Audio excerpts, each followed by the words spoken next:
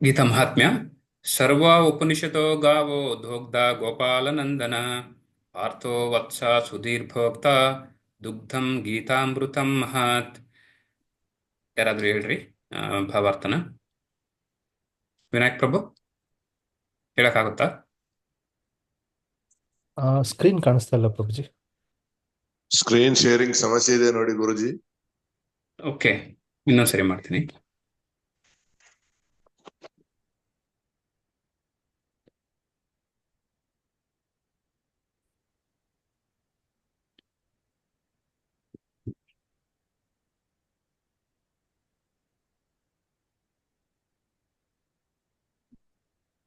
Move ಆಗ್ತಾ ಇದೆಯಲ್ಲ ಈಗ? ಓಕೆ, ಹ. ಸಾರಿ, ಇಟ್ ವಾಸ್ ಮೈ ಮಿಸ್ಟೇಕ್. ಇವಾಗ ಕಾಣ್ತಾ ಇದೆಯಲ್ವಾ? ಸೊ ಭಾವಾರ್ಥ ಓದಕ್ಕಾಗುತ್ತಾ? ಕಾಣಿಸ್ತಾ ಇದೆ. ಓಕೆ, ಕಾಣ್ತಾ ಇದೆ. ಕ್ಷಮಿಸಿ. ಹಾ, ಓದಿ ವಿನಾಯಕ್ ಪ್ರಭು, ಆಗುತ್ತಾ? ಆಗುತ್ತೆ. ಸಮಸ್ತ ಉಪನಿಷತ್ತುಗಳು ಗೋವಿಂದನಂತೆ ಇರುತ್ತವೆ, ಹಾಗೂ ಆ ಗೋವಿನ ಹಾಲು ಹಾಕುವವರು ನಂದನಂದನಾದ ಶ್ರೀ ಕೃಷ್ಣರು. ಅರ್ಜುನನನ್ನು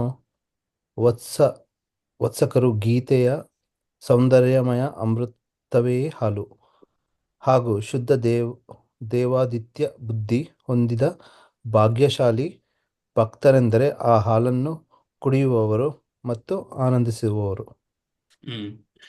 ವೆರಿ ಗುಡ್. ಸೊ ಇಲ್ಲಿ ಏನ್ ಹೇಳ್ತಿದ್ದಾರೆ ಶಂಕರಾಚಾರ್ಯ ಅವರು ಏನ್ ಹೇಳ್ತಿದ್ದಾರೆ ಅಂದ್ರೆ ಇಲ್ಲಿ, ಸೊ ಸರ್ವ ಉಪನಿಷತ್ತೋ ಗಾವು. ನಾವೆಲ್ಲ ಉಪನಿಷತ್ತು ಏನ್ ಹೇಳ್ತೀವಿ ಇಲ್ಲಿ, ಉಪನಿಷತ್ತು ಅದು ಗೋವು ಇದ್ದಂಗೆ ಅಂತೇಳಿ. ಸೊ ಆಗ ದೋಗ್ಧ ಗೋಪಾಲನಂದನ. ಸೊ ಹಾಲನ್ನ ಹಾಕೋರು ಯಾರು? ಹಾಲನ್ನ ರೆಡಿ ಮಾಡೋರು ಯಾರು? ಅಥವಾ ಇದರಿಂದ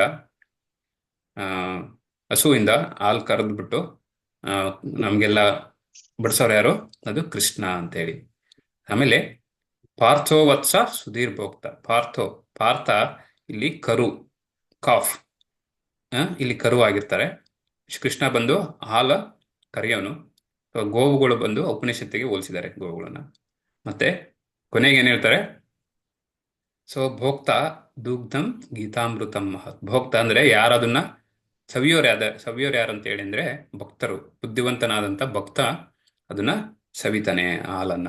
ಈ ಭಗವದ್ಗೀತಾದಿಂದ ಉಪನಿಷತ್ತು ಎಲ್ಲ ಅದರ ಒಂದು ಸಾರ ಅಲ್ವಾ. ಸೊ ಅದರಿಂದ ಹಾಲನ್ನ ಕರೆದು ನಮಗೆ ಪಾರ್ಥನ ಮೂಲಕ, ಅರ್ಜುನನ ಮೂಲಕ ನಮಗೆ ಉಣಬಡಿಸ್ತಾರೆ ಅಂತ ಇಲ್ಲಿ ಹೇಳ್ತಾ ಇದ್ದಾರೆ.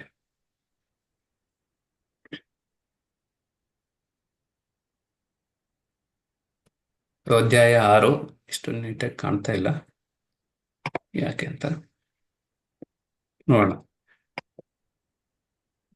ಅಧ್ಯಾಯ 6 ಧ್ಯಾನ ಯೋಗ.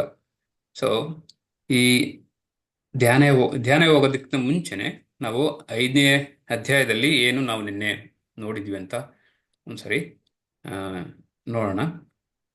ಸೊ ಕ್ವಿಕ್ ಆಗಿ ಯಾರಿಗೂ ನೆನಪಿದ್ರೆ ಪಾಯಿಂಟ್ಸ್ಗಳು ಹೇಳಿ. ಜಾಸ್ತಿ ಕಾಲಾವಕಾಶ ಇದಕ್ಕೆ ಸ್ಪೆಂಡ್ ಮಾಡೋದು ಬೇಡ, ಅಷ್ಟೊಂದು ಕ್ವಿಕ್ ಆಗಿ ನೋಡೋಣ. ಯಾರಿಗಾದ್ರೂ ನೆನಪಿದ್ರೆ, ನೋಟ್ ಏನಾರು ಇದ್ರೆ ಹೇಳ್ಬೋದು. ನಿನ್ನೆ ಅಧ್ಯಾಯದ ಹೆಸರೇನು? ಕರ್ಮ ಸನ್ಯಾಸ ಯೋಗ ಅಲ್ವಾ. ಸೊ ಅಲ್ಲಿ ಮೊದಲಿಗೆ ನಾವು ನೋಡಿದ್ದು ಏನಂದ್ರೆ ಲೋಟಸ್ ಲೀಫ್ ಅಲ್ವಾ. ಲೋಟಸ್ ಲೀಫ್, ಈ ಕಮಲದ ಎಲೆ ಯಾವ ರೀತಿ ಇರುತ್ತೆ, ಅದು ನೀರಿನ ಮೇಲೆ ಇದ್ರೂ ಅಥವಾ ಆ ನೀರಿಂದ ಏನು ಅಂಟು ತಗೊಳ್ಳೋದಿಲ್ಲ, ಅದು ಅಂಟುಕೊಂಡಿರಲ್ಲ. ಯಾಕಂದ್ರೆ ನೀರಿಗೂ ಮತ್ತೆ ಎಲೆಗೂ ಕೂಡ ಯಾವುದೇ ರೀತಿಯಾದಂಥ ಒಂದು ಅಟ್ಯಾಚ್ಮೆಂಟೇ ಇರೋದಿಲ್ಲ. ಸೊ ಹಾಗಾಗಿ ನೀರಿನಲ್ಲಿದ್ರೂ ಕೂಡ ಅದು ನೀರು ಅಂಟಿಸ್ಕೊಳ್ಳೋದಿಲ್ಲ. ಸೊ ಹಾಗೆ ಇಲ್ಲಿ ನಾವು ಕೂಡ ನಮ್ಮ ಸುತ್ತಮುತ್ತ ತುಂಬಾ ಕೆಟ್ಟದೆಲ್ಲ ನಡೀತಾ ಇರುತ್ತೆ, ನೋಡ್ತಾ ಇರ್ತೀವಿ. ಅದನ್ನ ಯಾವತ್ತು ನಮ್ಮ ತಲೆಗೆ, ನಮ್ಮ ಮನಸ್ಸಿಗೆ ತಗೋಬಾರ್ದು ಅಂತೇಳಿ, ಯಾವ ರೀತಿ ಕಮಲದ ಎಲೆ ತರ, ಅದು ಮುಖ್ಯವಾಗಿ ಒಂದು ನೋಡಿದ್ವಿ. ಆಮೇಲೆ 3 ಡೂಯರ್ಸ್ ಅಲ್ವಾ, 3 ಜನ ಕರ್ತೃ ಯಾರು? ಯಾರ್ಯಾರು? ಪರಮಾತ್ಮ, ಜೀವ, ಪ್ರಕೃತಿ. ಹರಿಬೋಲ್ ಮನುಷ್ಯ ಮಾತಾಜಿ. ಸೊ ಜೀವ, ಪ್ರಕೃತಿ, ಪರಮಾತ್ಮ ಅಥವಾ ಜಗದೀಶ ಅಲ್ವಾ. ಸೊ ಇವರು 3 ಡೂಯರ್ಸ್. ನಾವು ಅಂದ್ಕೊಳ್ತೀವಿ ನಾವೇ ಮಾಡಿದ್ದೆಲ್ಲ, ಸೊ ನಮ್ಮಿಂದಲೇ ಎಲ್ಲ ಆಯ್ತು ಅಂತ ಅಂದ್ಕೊಳ್ತೀವಿ. ಆದ್ರೆ ನಮ್ಮ ಒಂದು ಉದ್ದೇಶ ಏನು ಅಂದರೆ ಜಸ್ಟ್ ಆಸಕ್ತಿ ಬೆಳೆಸ್ಕೊಳ್ಳೋದು ಅಥವಾ ಆಸೆ, ಡಿಸೈರ್ಸ್, ಅದು ಮಾತ್ರ ನಮ್ಮ ಕೆಲಸ. ಬಟ್ ಅದನ್ನು ಸ್ಯಾಂಕ್ಷನ್ ಮಾಡೋದು ಪರಮಾತ್ಮ, ಮತ್ತು ಅದನ್ನು ಫೆಸಿಲಿಟೇಟ್ ಮಾಡೋದು ಪ್ರಕೃತಿ. ಸೊ ಈ ಮೂರು ಅಂಶಗಳ ಮುಖ್ಯವಾಗಿ ಯಾವ ರೀತಿ ಸಂಬಂಧ ಹೊಂದಿರುತ್ತೆ ಅಂತ ಅದು ನೋಡಿದ್ವಿ. ಅನಂತರ ಸಮಾನ ದೃಷ್ಟಿ ನೋಡಿದ್ವಿ. ಸಮಾನ ದೃಷ್ಟಿನಲ್ಲಿ ಆ್ಯಕ್ಚುಲಿ ನಿನ್ನೆ ನಾನು ಒಂದು ಶ್ಲೋಕ ಹೇಳಲಿಲ್ಲ ನಿಮಗೆ, ಅದನ್ನು ಟೈಮ್ ಆಗಲಿಲ್ಲ ಅಂತೇಳಿ.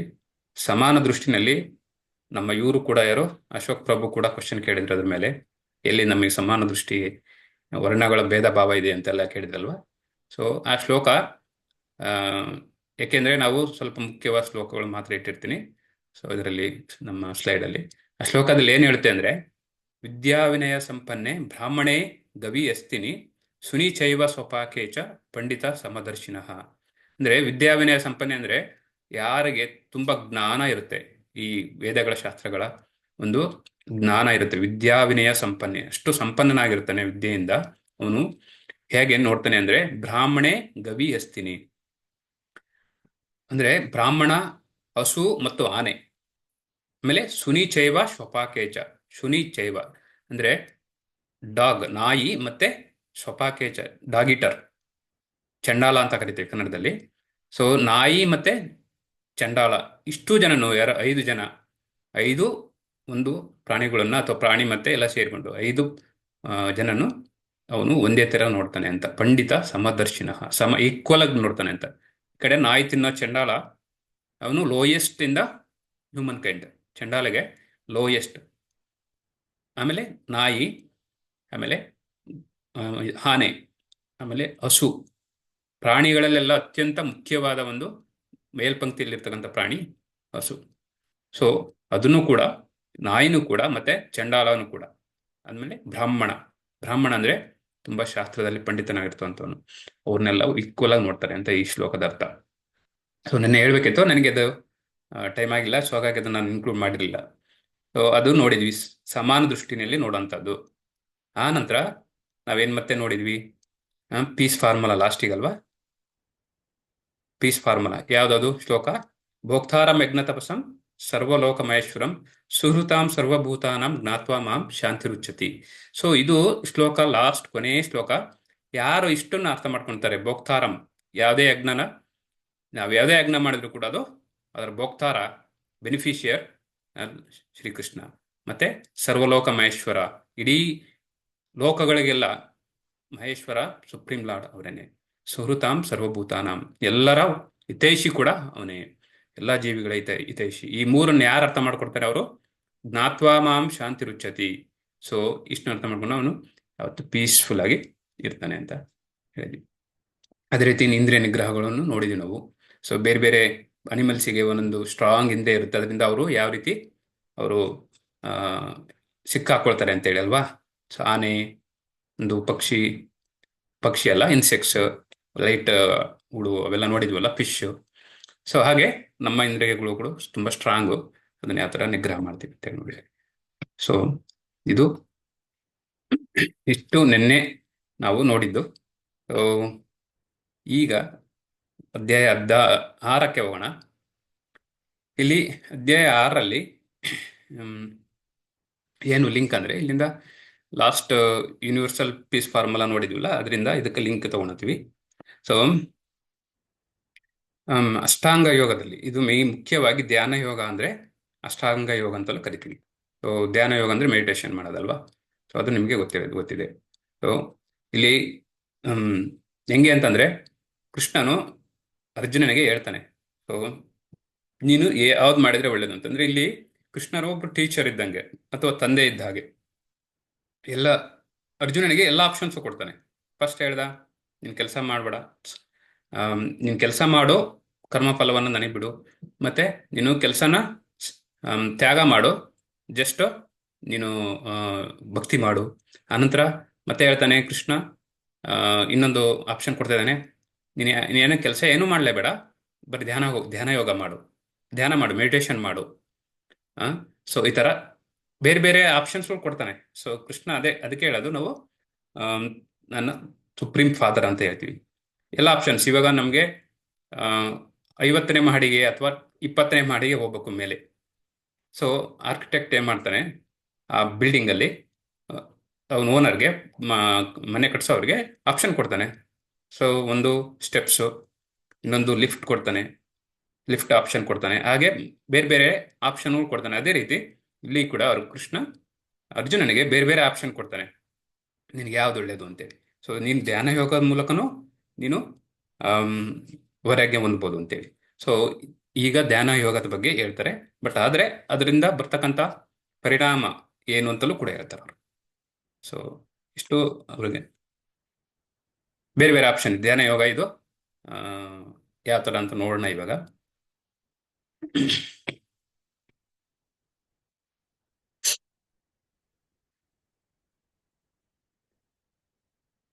ಓಕೆ,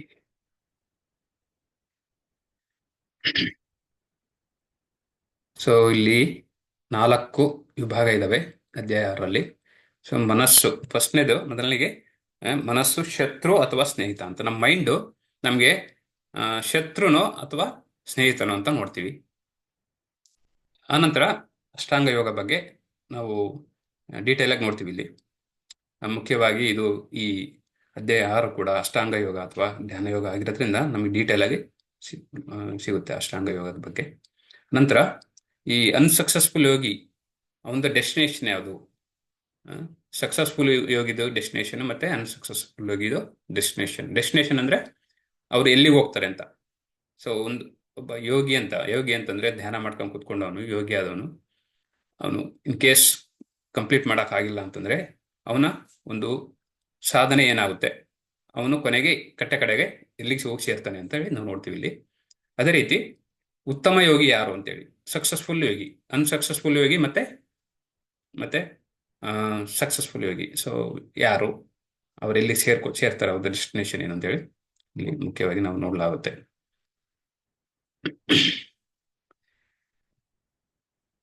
ಮೊದಲಿಗೆ ಶ್ರೀ ಭಗವಾನುವಾಚ ಅನಾಶ್ರಿತ ಕರ್ಮ ಫಲಂ ಕಾರ್ಯಂ ಕರ್ಮ ಕರೋತಿ ಯಃ ಸ ಸನ್ಯಾಸಿ ಚ ಯೋಗಿ ಚ ನ ನಿರಗ್ನರ್ನ ಚಾಕ್ರಿಯಃ. ರಂಗಣ್ಣ ಪ್ರಭು ಹೇಳ್ತೀರಾ?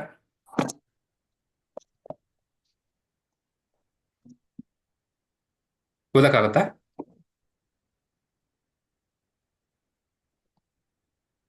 ಮ್ಯೂಟ್ ಮಾಡ್ಕೊಂಡಿದ್ದೀರ ಅನ್ಸುತ್ತೆ. ಓಕೆ, ಬೇರೆ ಯಾರಾದ್ರೂ ಹೇಳ್ತೀರಾ?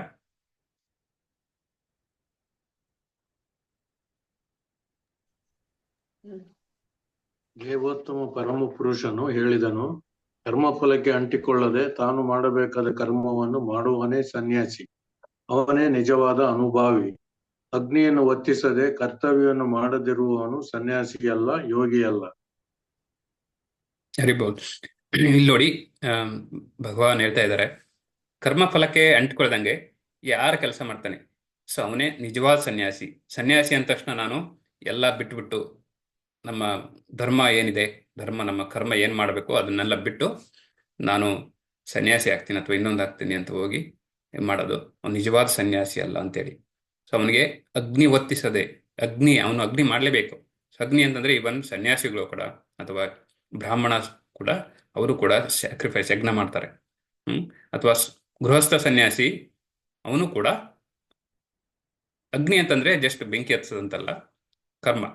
ಸೊ ಅದನ್ನ ಮಾಡ್ದಂಗೆ ನಮ್ಮ ಕರ್ತವ್ಯಗಳು ಏನಿದಾವೆ ಅದನ್ನ ಮಾಡ್ದಂಗೆ ಗೃಹಸ್ಥ ಆದವನು ಅವನ ಧರ್ಮ ಏನು, ಅಥವಾ ಬ್ರಹ್ಮಚಾರಿ ಆದವನು ಧರ್ಮ ಏನು, ಮತ್ತೆ ಸನ್ಯಾಸಿ ಆದವನು ಧರ್ಮ ಏನು, ಎಲ್ಲರಿಗೂ ಕೂಡ ಅವ್ರದೇ ಆದಂಥ ಒಂದು ಶಾಸ್ತ್ರದಲ್ಲಿ ಅವರಿಗೆ ಒಂದು ಧರ್ಮ ಅಥವಾ ಡ್ಯೂಟೀಸ್ ಅಂತ ಹೇಳ್ತೀವಿ, ಪ್ರಿಸ್ಕ್ರೈಬ್ ಡ್ಯೂಟೀಸ್ ಅಂತ ಹೇಳ್ತೀವಿ ಇಂಗ್ಲೀಷಲ್ಲಿ, ಅದನ್ನ ಕೊಟ್ಟಿರ್ತಾರೆ. ಅದನ್ನ ಮಾಡ್ಲೇಬೇಕು ಅವರು. ಅದನ್ನ ಮಾಡ್ದಂಗೆ ನಾನು ವೈರಾಗ್ಯ ತಗೊಂಡ್ರೆ ನಿಜವಾದ ಯೋಗಿ ಅಲ್ಲ ಅಥವಾ ಸನ್ಯಾಸಿ ಅಲ್ಲ ಅಂತ ಹೇಳ್ತಿದ್ದಾರೆ. ಬ್ರಾಹ್ಮಣ ಆದವನು ಅಥವಾ ಇದರಲ್ಲಿ ಚೈತನ್ಯ ಮಹಾಪ್ರಭು ಹೇಳ್ತಾರೆ, ಸೊ ನಾ ಧನಂ ನಾ ಜನಂ ನಾ ಸುಂದರೀಂ ಕವಿತಂ ವಾ ಜಗದೀಶ ಕಾಮಯೇ ಅಂತ. ಅಂದ್ರೆ ಅವನು ಎಲ್ಲ ವೈರಾಗ್ಯವನ್ನು ತೆಗೆದುಕೊಂಡಿದ್ದ ಅವನಿಗೆ ನಧನಂ ಅಂದ್ರೆ ನನಗೆ ಯಾವುದೇ ಒಂದು ಹಣಕಾಸಿನ ಅಗತ್ಯ ಇಲ್ಲ, ನಾ ಜನಂ ನನಗೆ ಯಾರ ಹಿಂಬಾಲಕರು ಬೇಕಿಲ್ಲ, ನ ಸುಂದರೀಂ, ನನಗೆ ಯಾವುದೇ ಒಂದು ಸುಂದರಿಯ ಒಂದು ಆ, ಅವಶ್ಯಕತೆ ಇಲ್ಲ. ಮತ್ತೆ ಕವಿತಂ ವಾ ಜಗದೀಶ ಕಾಮಯೇ, ಅಂದ್ರೆ ನಾನು ದೇವರ ಒಂದು ಆಮ್, ದೇವರ ಬಗ್ಗೆ ಅವರ ಗ್ಲೋರಿಫೈ ಮಾಡಿಕೊಂಡು ಅವ್ರ ಬಗ್ಗೆ ಚಾಂಟ್ ಮಾಡ್ಕೊಂಡು ನಾನು ಟೈಮ್ ಕಳಿತೀನಿ ಅಂತ ಹೇಳ್ತಾರೆ. ಸೊ ಅದು ನಿಜವಾದ ಒಂದು ಸನ್ಯಾಸ.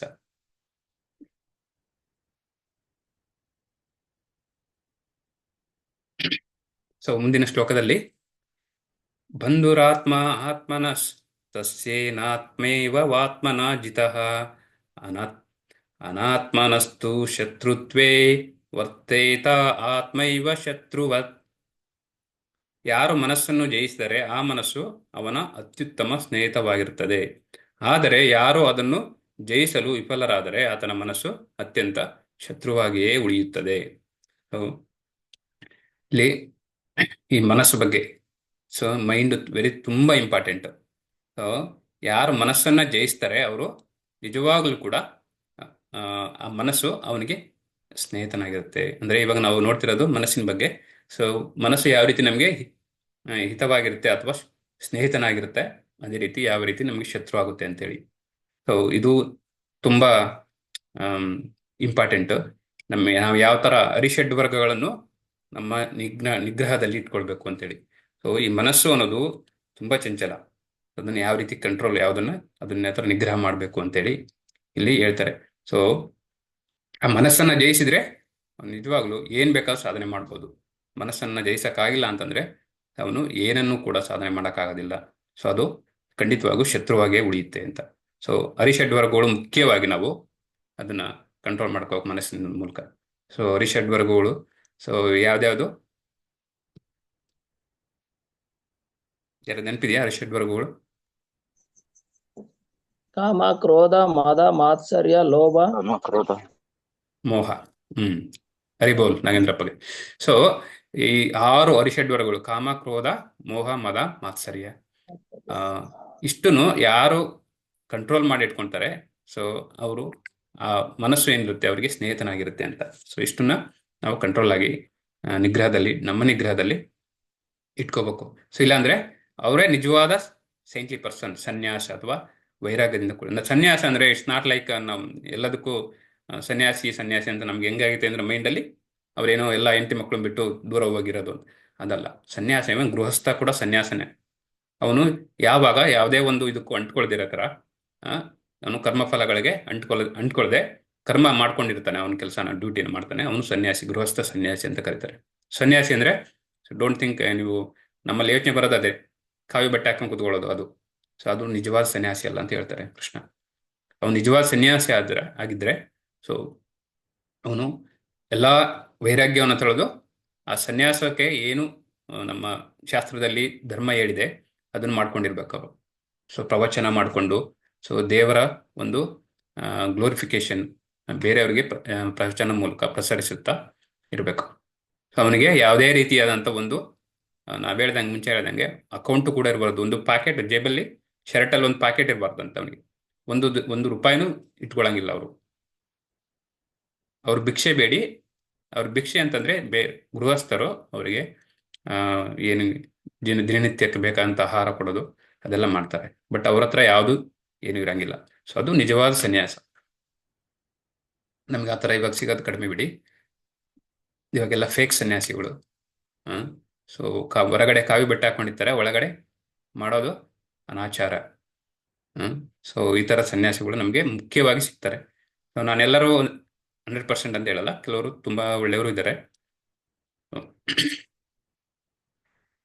ಇಲ್ಲಿ ನೋಡಿ, ಈ ಚಿತ್ರದಲ್ಲಿ ನೀವು ನೋಡ್ತೀರಾ ನಾವು ಮನಸ್ಸಿನ ಬಗ್ಗೆ. ಸೊ ನಮ್ಮ ಮನಸ್ಸು ಯಾವ ರೀತಿ ಅಂತೇಳಿ. ಸೊ ನಮ್ಮ ಸಂಬಂಧ ಹೆಂಗಿರುತ್ತೆ ಅಂದ್ರೆ ಸ್ನೇಹಿತರ ಜೊತೆ ಯಾವ ತರ ಸಂಬಂಧ ಇರುತ್ತೆ ಅಂತ. ನಮ್ಗೆ ಯಾವ ತರ ಸ್ನೇಹಿತರು ಇರ್ತಾರೆ ಅದು ಇಂಪಾರ್ಟೆಂಟ್. ಆ ಸ್ನೇಹಿತರು ಒಳ್ಳೆದನ್ನು ಮಾಡ್ಬೋದು, ಅಥವಾ ನಮ್ಮ ಸಂಘ ಒಳ್ಳೆಯವ್ರ ಸಂಘ ಇರ್ಬೋದು, ಅಥವಾ ಕೆಟ್ಟವರ ಸಂಘ ಇರ್ಬೋದು. ಕೆಟ್ಟವ್ರ ಸಂಘ ಇದ್ರೆ ನಾವು ನಾವು ಅದೇ ರೀತಿ ಕೆಟ್ಟ ಒಂದು ಚಟುವಟಿಕೆಯಲ್ಲಿ ಭಾಗವಹಿಸ್ತೀವಿ. ಅದೇ ಒಳ್ಳೆ ಸ್ನೇಹಿತರ ಒಂದು ಸಂಘ ಇದ್ರೆ ನಾವು ಒಳ್ಳೆ ಕೆಲಸಗಳು ಮಾಡ್ತೀವಿ. ಅದು ಎಲ್ಲದಕ್ಕೂ ಡಿಪೆಂಡ್ ಆಗಿ ನಮ್ಮ ಒಂದು ಸಂಘದ ಮೇಲೆ ಡಿಪೆಂಡ್ ಆಗಿರುತ್ತೆ. ಈವನ್ ಮನೆಯಲ್ಲಿ ಪೇರೆಂಟ್ಸು ಕೂಡ ಕೆಲವೊಂದು ಏಜ್ವರೆಗೂ ಅಥವಾ ವಯಸ್ಸಿನವರೆಗೂ ಅಷ್ಟೇ ಅವರು ಪ್ರಭಾವಿತರಾಗಿರ್ತಾರೆ. ಒಂದ್ಸರಿ ಅಡಲ್ಟ್ ಏಜ್ ಬಂದಮೇಲೆ ಸೊ ಪೇರೆಂಟ್ಸು ಕೂಡ ಜವಾಬ್ದಾರಿ ಇರಲ್ಲ, ಯಾಕೆಂದರೆ ದೊಡ್ಡವರಾದ್ಮೇಲೆ ಅವರ ಒಂದು ಸ್ವಂತ ಕೆಲಸದ ಮೇಲೆ ಹೋಗ್ತಾರಲ್ವ. ಸೊ ಹಾಗಾಗಿ ನಮ್ಮ ಸುತ್ತಮುತ್ತ ಇರ್ತಕ್ಕಂಥ ಸ್ನೇಹಿತರು, ಅಸೋಸಿಯೇಷನ್ ಇಂಪಾರ್ಟೆಂಟ್ ಆಗುತ್ತೆ. ಸೊ ಅದೇ ರೀತಿ ನಾವು ಓದುವಂಥ ಪುಸ್ತಕಗಳು ತುಂಬ ಇಂಪಾರ್ಟೆಂಟ್. ನಾವು ಯಾವ ರೀತಿ ಪುಸ್ತಕಗಳು ಓದ್ತೀವಿ, ನಾವು ಈ ಕಾಮಿಕ್ಸ್ ಓದ್ತೀವೋ ಅಥವಾ ಮೈಥಾಲಜಿ ಓದ್ತೀವಿ ಅಥವಾ ಶಾಸ್ತ್ರಗಳು, ವೇದಗಳ ಶಾಸ್ತ್ರಗಳು ಓದ್ತೀವಿ, ಭಗವದ್ಗೀತಾ ಬುಕ್ ಓದ್ತೀವೋ ಅಥವಾ ಇನ್ನೊಂದು ಬೇರೆ ಯಾವುದೋ ಓದ್ತೀವಿ, ಅದ್ರ ಮೇಲೆ ಡಿಪೆಂಡ್ ಆಗಿರುತ್ತೆ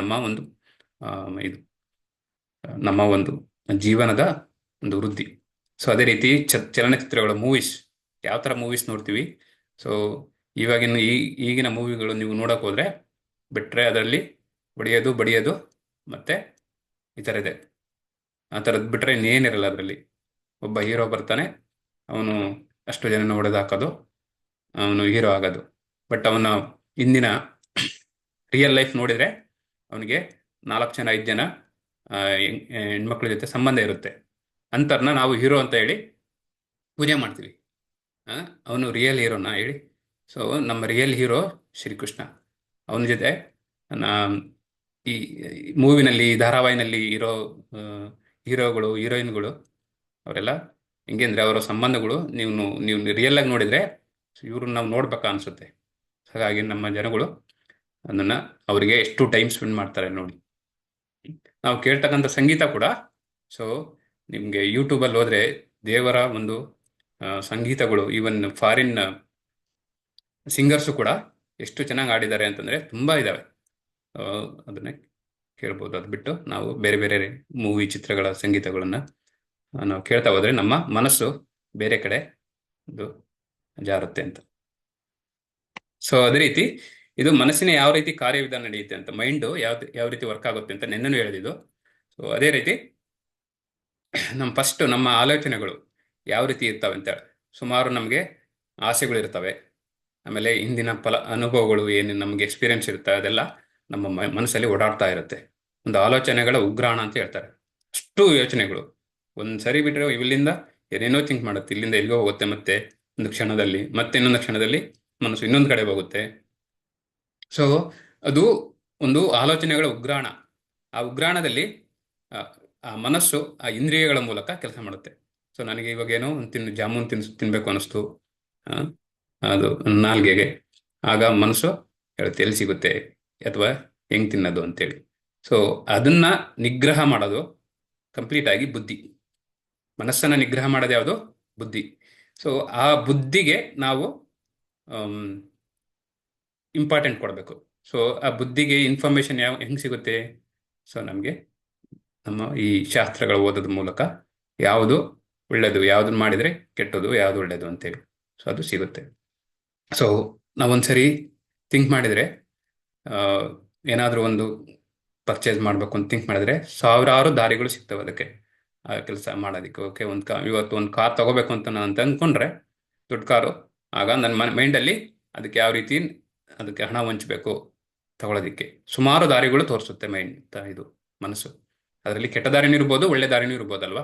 ಒಬ್ಬರು ನೋಡೋದು ಕಳ್ತನ ಮಾಡಿ ದುಡ್ಡು ತಗೊಂಬಂದು ನಾನು ಕಾರ್ ತಗೋಬೋದು, ಇಲ್ಲ ಚೆನ್ನಾಗಿ ದುಡ್ದು ಸಂಪಾದನೆ ಮಾಡಿ ಅದರಿಂದ ಕಾರ್ ತಗೋಬೋದು. ಸೊ ಈ ಥರ ನೂರಾರು ದಾರಿಗಳಿದ್ದಾವೆ. ಇನ್ನೊಬ್ಬನೇ ಯಾವುದೋ ಒಂದು ಬೇರೆ ಕಾರ್ ಕದ್ದು ನಾನು ಯೂಸ್ ಮಾಡ್ಕೋಬೋದು. ಸೊ ಆ ಥರ ಮನಸ್ಸು ನೂರಾರು ಯೋಚನೆಗಳನ್ನು ಥಿಂಕ್ ಮಾಡ್ತಾ ಇರುತ್ತೆ. ಅದರಲ್ಲಿ ನಾವು ಸೆಲೆಕ್ಟ್ ಮಾಡಬೇಕು ಯಾವುದು ಒಳ್ಳೆಯದು ಅದರಲ್ಲಿ ಅಂತೇಳಿ. ಸೊ ಅದು ನಮಗೆ ಬುದ್ಧಿಶಕ್ತಿಯ ಮೂಲಕ ಸಾಧ್ಯವಾಗುತ್ತೆ. ಆ ಬುದ್ಧಿಶಕ್ತಿ ನನಗೆ ಏನು ಬೇಕು? ಇನ್ಫಾರ್ಮೇಷನ್ ಬೇಕು. ಅದೇ ನಮ್ಮ ಶಾಸ್ತ್ರಗಳ ಮೂಲಕ ಸಿಗೋದು. ಈ ರೀತಿ ಒಂದರಿಂದ ಒಂದು ಸಂಬಂಧ ಇರುತ್ತೆ ಅಂತ.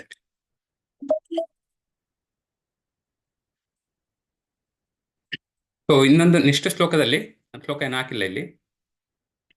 ಸೊ ಇಲ್ಲಿ ಒಬ್ಬ ಡಿವೋಟಿ ಅಂದರೆ ಭಕ್ತ, ಡಿವೋಟಿ ಅಂದರೆ ಭಕ್ತ, ಅವರ ಗಂಡ ಹೆಂಡತಿ ಭಕ್ತ ಆಗಿಲ್ಲ, ಗಂಡ ಮಾತ್ರ ಭಕ್ತ ಆಗಿದ್ದಾನೆ. ಸೊ ಅವನ್ನ ಹೆಂಡತಿ ಕರ್ಕೊಂಡು ಹೋಗ್ತಾರೆ, ಕಾರಲ್ಲಿ ಹೋಗ್ತಾ ಇರ್ತಾರೆ.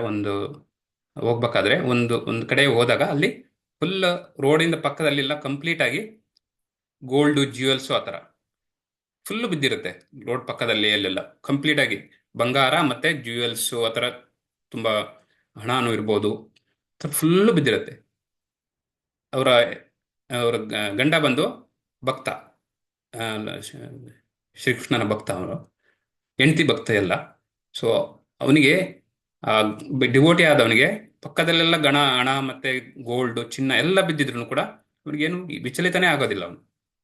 ಆದರೆ ಈ ಕಡೆ ಪಕ್ಕದಲ್ಲಿ ಕೂತ್ಕೊಂಡು ಹೆಂಡತಿ ಸೊ ಅದು ಬೇಕು, ಆ ಬಂಗಾರ ನೋಡಿ ಫುಲ್ ಅವ್ರಿಗೆ ಹ್ಯಾಪಿ ಆಗಿಬಿಟ್ಟು ಎಲ್ಲ ನನಗೆ ಬೇಕು, ಅದು ಬೇಕು, ಇದು ಬೇಕು, ಇಲ್ಲಿ ನೋಡಿ ಅವ್ರು ಫುಲ್ಲು ಹ್ಯಾಪಿಯಿಂದ ಅವರು ಫುಲ್ಲು ಕಂಪ್ಲೀಟ್ ಆಗಿ ಚೇಂಜ್ ಆಗ್ತಾರೆ. ಯಾಕೆಂದ್ರೆ ಅವರಿಗೆ ಜ್ಞಾನದ ಕೊರತೆ ಇರುತ್ತೆ. ಆದರೆ ಇಲ್ಲಿ ಗಂಡನಿಗೆ ಅವನಿಗೆ ಗೊತ್ತು ಇದ್ಯಾವುದು ನನ್ನದಲ್ಲ, ಇದ್ಯಾವುದು ನನ್ನದಲ್ಲ.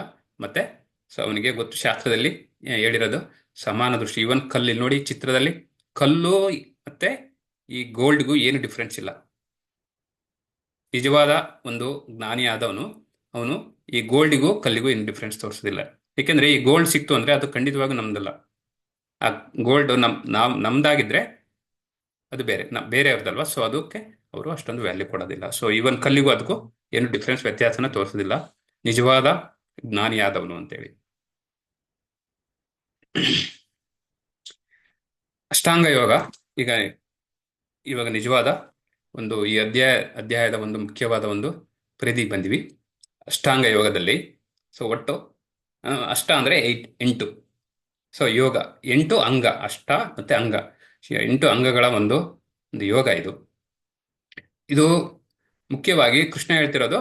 ನೀನು ಅಷ್ಟಾಂಗದ ಮೂಲಕವೂ ಕೂಡ ನೀನು ಸಾಧನೆಯನ್ನ ಮಾಡ್ಬೋದು, ನೀನೇನು ಅಂದ್ಕೊಂಡಿದ್ದೆ ಅದನ್ನ. ಸೊ ಇವನ್ ಕರ್ಮದಿಂದ ಮಾಡ್ಬೋದು, ಕರ್ಮದಿಂದ ಅಂದ್ರೆ ಕರ್ಮಯೋಗಿಯಾಗಿ ಮಾಡ್ಬೋದು, ಇಲ್ಲ ಇನ್ನು ಜ್ಞಾನಯೋಗಿಯಾಗಿ ಕೂಡ ಮಾಡ್ಬೋದು. ಅದೇ ರೀತಿ ಇವನ್ ಅಷ್ಟಾಂಗ ಯೋಗಿ ಕೂಡ ಆಗಿ ಕೂಡ ಮಾಡ್ಬೋದು ನೀನು ಅಂತ ಹೇಳ್ತಾನೆ. ಇಲ್ಲಿ ಯಾವ ತರ ಅಂದ್ರೆ ಯಾವ್ದು ಇದು 8 ಅಂಶಗಳು ಯಾವುದು? ಮುಖ್ಯವಾಗಿ ಯಮ, ನಿಯಮ, ಆಸನ, ಪ್ರಾಣಾಯಾಮ, ಪ್ರತ್ಯಾಹಾರ, ಧಾರಣ, ಧ್ಯಾನ. ಸೊ ಇದು ಇಷ್ಟು 8 ಒಂದು ಸ್ಟೆಪ್ಸು ಈ ಅಷ್ಟಾಂಗ ಯೋಗದಲ್ಲಿ. ಸೊ ಇಲ್ಲಿ ಮೊದಲಿಗೆ ಯಮ ಅಂತಂದ್ರೆ ಡೋಂಟ್ಸ್ ಅಂತೇಳಿ, ಡೂಸ್ ಅಂಡ್ ಡೋಂಟ್ಸ್ ಅಂತ ಕೇಳಿದಿರಲ್ವ ನೀವು. ಸೊ ಯಾವ್ದು ಮಾಡಬಾರ್ದು, ಯಾವ್ದು ಮಾಡ್ಬೋದು ಅಂತ ಯಮ ಇದರಲ್ಲಿ ಕೆಲವೊಂದು ನಿಯಮಗಳಿದಾವೆ. ಯಾವುದು ಅಂದ್ರೆ ಮುಖ್ಯವಾಗಿ ನಾವು ಈ ಧರ್ಮದಲ್ಲಿ ನಾವು ಹೇಳ್ತೀವಿ ಧರ್ಮದ 4 ಕಾಲಿನ ಒಂದು ಬುಲ್ ಇರುತ್ತೆ ಧರ್ಮಕ್ಕೆ. ಅದನ್ನು ಹೋಲಿಸ್ತಾರೆ ಆಕ್ಚುಲಿ. ಬುಲ್ ಅಂದ್ರೆ ಏನದು ಕನ್ನಡದಲ್ಲಿ ಏನ್ ಹೇಳ್ತೀವಿ? ಎತ್ತು. ಸೊ ಆ ಬುಲ್ಗೆ 4 ಕಾಲಿನ ಒಂದು ಬುಲ್ಗೆ ಎತ್ತಿಗೆ ಹೋಲಿಸ್ತೀವಿ ನಾವು. ಒಂದು ಸತ್ಯಯುಗ, ತ್ರೇತಾಯುಗ, ದ್ವಾಪರ ಯುಗ ಮತ್ತೆ ಕಲಿಯುಗ ಅಲ್ವಾ. ಒಂದೊಂದು ಯುಗದಲ್ಲಿ ಕೂಡ ಒಂದೊಂದು ಕಾಲು ಬ್ರೇಕ್ ಆಗುತ್ತೆ ಅಂತ. ಅಂದ್ರೆ 4 ಕಾಲನ್ನು ಯಾವ್ದು ಹೋಲಿಸ್ತಾರೆ? ಒಂದು ತಪಸ್ಯ, ದಯ, ಶೌಚ ಮತ್ತೆ ಸತ್ಯ. ಈ 4 ಸತ್ಯಯುಗದಲ್ಲಿ 4 ಕಾಲು ಆ ಬುಲ್ಗೆ ಕರೆಕ್ಟ್ ಇದ್ದು. ಈ 4 ಇದರಿಂದ ಪಿಲ್ಲರ್ ಅಂತಲೂ ಹೇಳ್ತೀವಿ ನಾವು. ಈ 4 ಪಿಲ್ಲರ್ ಇಂದ ಇತ್ತು ಸತ್ಯಯುಗ ಕರೆಕ್ಟ್ ಆಗಿ, ಯಾವುದೇ ಒಂದು ಇದರಿಂದ ಇಲ್ದಿರ್ಲಿಲ್ಲ, ತೊಂದರೆಯಿಂದ ಇರಲಿಲ್ಲ. ಸೊ ಒಂದೊಂದೇ ಯುಗ ಕಳೆದಂಗೆ ಒಂದೊಂದೇ ಕಾಲ ಬ್ರೇಕ್ ಕಟ್ ಆಗ್ತಾ ಹೋಯ್ತು. ತಪಸ್ಯ ಮತ್ತೆ ದಯ. ತಪಸ್ಯ ಅಂದ್ರೆ ಅಸ್ಟರಿಟಿ, ಅಂದ್ರೆ ನಾವು ತಪಸ್ಯ ಮಾಡೋದು, ಅಸ್ಟರಿಟಿ ಏನಾದ್ರೂ ಯೋಚನೆ ಮಾಡೋದಲ್ವಾ. ಸೊ ದಯ ಅಂದ್ರೆ ಮರ್ಸಿ, ಈ ಪ್ರಾಣಿಗಳ ಮೇಲೆ ಮರ್ಸಿ ದಯ ತೋರ್ಸೋದು. ನಾವು ಪ್ರಾಣಿ ಹಿಂಸೆ ಮಾಡಬಾರ್ದು ಅಂತೇಳಿ. ಸೊ ಅದು ತುಂಬಾ ಇಂಪಾರ್ಟೆಂಟು. ಅದೇ ರೀತಿ ಶೌಚ, ಕ್ಲೀನ್ನೆಸ್, ಇಂಟರ್ನಲ್ ಮತ್ತೆ ಎಕ್ಸ್ಟರ್ನಲ್ ಕ್ಲೀನ್ನೆಸ್ ಇರುತ್ತೆ. ಸೊ ಅದನ್ನ ನಾವು ಶೌಚವಾಗಿಡೋದು, ಬರೀ ಮೈ ತೊಳೆದು ಸ್ನಾನ ಮಾಡಿ ಹೊರಗಿನ ಒಂದು ದೇಹವನ್ನು ಶುಚಿಯಾಗಿಡೋದಲ್ಲ, ಮನಸ್ಸನ್ನು ಕೂಡ ಶುಚಿಯಾಗಿಟ್ಕೋಬೇಕು. ಬೇರೆ ಒಂದು ಎದುರುಗಡೆ ಹೆಣ್ಣು ಮಗು ಬಂದ್ರೆ ನಾವು ಅವ್ರನ್ನ ತಾಯಿ ತರ ನೋಡ್ಬೇಕು. ನಮ್ಮ ಹೆಂಡತಿ ಬಿಟ್ಟು ಬೇರೆ ಯಾವುದೇ ಹೆಣ್ಣು ಮಗುನು ಮಾತಾಜಿ, ನಾವು ಅದಕ್ಕೆ ಕರೆಯೋದು ಮಾತಾಜಿ ಅಂತಲೇ ಕರೆಯೋದು ಎಲ್ಲ ಹೆಣ್ಮಕ್ಳನ್ನು, ನಮ್ಮ ಹೆಂಡತಿ ಬಿಟ್ಟು. ಸೊ ಅದು ನಮ್ಮ ಮನಸ್ಸು ಎಷ್ಟು ಶುಚಿಯಾಗಿರ್ಬೇಕು ಅಂದ್ರೆ ಅಷ್ಟು ಶುಚಿಯಾಗಿರ್ಬೇಕು. ಸೊ ಅದೇ ರೀತಿ ಸತ್ಯ, ಟ್ರೂತ್ಫುಲ್ನೆಸ್. ಸತ್ಯ ಅಂದ್ರೆ ಯಾವತ್ತೂ ನಾವು ಸುಳ್ಳನ್ನು ಹೇಳ್ಬಾರ್ದು. ಸೊ ಇಷ್ಟು 4 ಇದು ಧರ್ಮ ಅನ್ನೋದು ಈ 4 ಇದ್ರ ಮೇಲೆ ನಿಂತ್ಕೊಂಡಿರುತ್ತೆ. ಒಂದೊಂದು ಸತ್ಯಯೋಗ ಆದ್ಮೇಲೆ ಒಂದು ಕಳಚಿ ಬಿತ್ತು, ಇನ್ನೊಂದು ತ್ರೇತಾಯುಗದಲ್ಲಿ ಒಂದು ಕಾಲು ಕಳಚಿ ಬಿತ್ತು. ಈ ತರ 3 ಕಳಚಿ ಬಿದ್ದುಬಿಟ್ಟಿದೆ, ಇನ್ನೊಂದೇ ಒಂದಿದೆ ನಮ್ಮ ಕಲಿಯುಗದಲ್ಲಿ. ಸೊ ಅದಕ್ಕೆ ಈ ಕಲಿಯುಗನ ಏಜ್ ಆಫ್ ಕ್ವಾರೆಲ್ ಅಂತ ಕೇಳ್ತಾರೆ, ಜಗಳದ ಒಂದು ಯುಗ. ಸೊ ಎಲ್ಲಿ ನೋಡಿದ್ರೆ ನಿಮಗೆ ಜಗಳ, ಒಬ್ಬರಿಗೆ ಕಂಡ್ರೆ ಇನ್ನೊಬ್ರಿಗಾಗಲ್ಲ, ಅಸೂಯೆ ಎಲ್ಲದಕ್ಕೂ ಇದೆ. ಸೊ ನಿಮಗೆ ಅಪರೂಪವಾಗಿ ಒಳ್ಳೆ ಒಂದು ಮನಸ್ಸಿರೋರು ಸಿಕ್ಕೋದು ಅದು ತುಂಬ ರೇರ್ ಆಗಿ ನೋಡ್ತೀವಿ ನಾವು.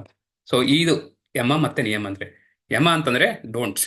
ಇಷ್ಟು ನಾವು ಈ 4 ಏನು ಹೇಳಿದ್ವಲ್ಲ, ಅದನ್ನ ಯಾವತ್ತು ಅವು ಮಾಡಬಾರದು ಅಂತೇಳಿ. ಸೊ ಶುಚಿಯಾಗಿ ಇಟ್ಕೊಳ್ಬೇಕು ಮನಸ್ಸು ಮತ್ತೆ ದೇಹನೂ ಕೂಡ. ಆಮೇಲೆ ಟ್ರೂತ್ಫುಲ್ ಆಗಿರ್ಬೇಕು. ಇದು ಯಮ ಮತ್ತೆ ನಿಯಮ ಅಂದ್ರೆ. ಸೊ ಆಮೇಲೆ ಆಸನ. ಸೊ ಈ ಆಸನ ಅಂದ್ರೆ ಇದು ನಾವು ಮುಖ್ಯವಾಗಿ ಹೇಳೋದು ಅಷ್ಟಾಂಗ ಯೋಗದಲ್ಲಿ ಒಬ್ಬ ಪರ್ಸನ್ನು ಇದಕ್ಕೂ ಫಾರೆಸ್ಟ್ಗೆ ಹೋಗ್ಬಿಟ್ಟು ಸೊ ಅಲ್ಲಿ ಕೂತ್ಕೊಂಡು ಧ್ಯಾನ ಮಾಡೋದು ಮುಖ್ಯವಾಗಿ ಅಲ್ವಾ. ಸೊ ಅಲ್ಲಿ ಆಸನ ಅಂತಂದ್ರೆ ಕುಳಿತುಕೊಳ್ಳೋದಕ್ಕೆ ಯಾವ ರೀತಿ ಕುಳಿತುಕೊಳ್ಬೇಕು ಅಂತೇಳಿ. ಮತ್ತೆ ಕುಳಿತುಕೊಳ್ಳೋದಕ್ಕೂ ಮುಂಚೆ ನೆಕ್ಸ್ಟ್ ಶ್ಲೋಕದಲ್ಲಿ ಬರುತ್ತೆ, ಕುಶಾಗ್ರ ಹಾಕ್ಬಿಟ್ಟು ಕುಶಾಗ್ರದ ಮೇಲೆ ಜಿಂಕೆ ಚರ್ಮ ಇರುತ್ತೆ, ಅದನ್ನ ಹಾಸ್ಕೊಂಡ್ಬಿಟ್ಟು. ಜಿಂಕೆ ಚರ್ಮ ಏನಕ್ಕೆ ಹಾಕ್ತಾರೆ ಅಂದ್ರೆ ಅಲ್ಲಿ ಯಾವುದೇ ಒಂದು ಹಾವು ಈ ಥರದ ರೆಪ್ಟೈಲ್ಸ್ ಬರೋದಿಲ್ಲ ವಾಸನೆಗೆ. ಸೊ ಹಾಗಾಗಿ ಅವ್ರಿಗೆ ಡಿಸ್ಟರ್ಬ್ ಆಗಬಾರ್ದು ಅಂತೇಳಿ ಹಾಕೊಳ್ತಾರೆ. ಕುಶಾಗ್ರ ಏನಕ್ಕೆ ಹಾಕ್ತಾರೆ ಅಂದ್ರೆ, ಕುಶಾಗ್ರ ಅಂದ್ರೆ ಗೊತ್ತಲ್ಲ, ಗರಿಕೆ ಹುಲ್ಲು. ಏನಕ್ಕೆ ಹಾಕ್ತಾರೆ ಅಂದ್ರೆ ಅದು ತುಂಬಾ ಪವಿತ್ರ.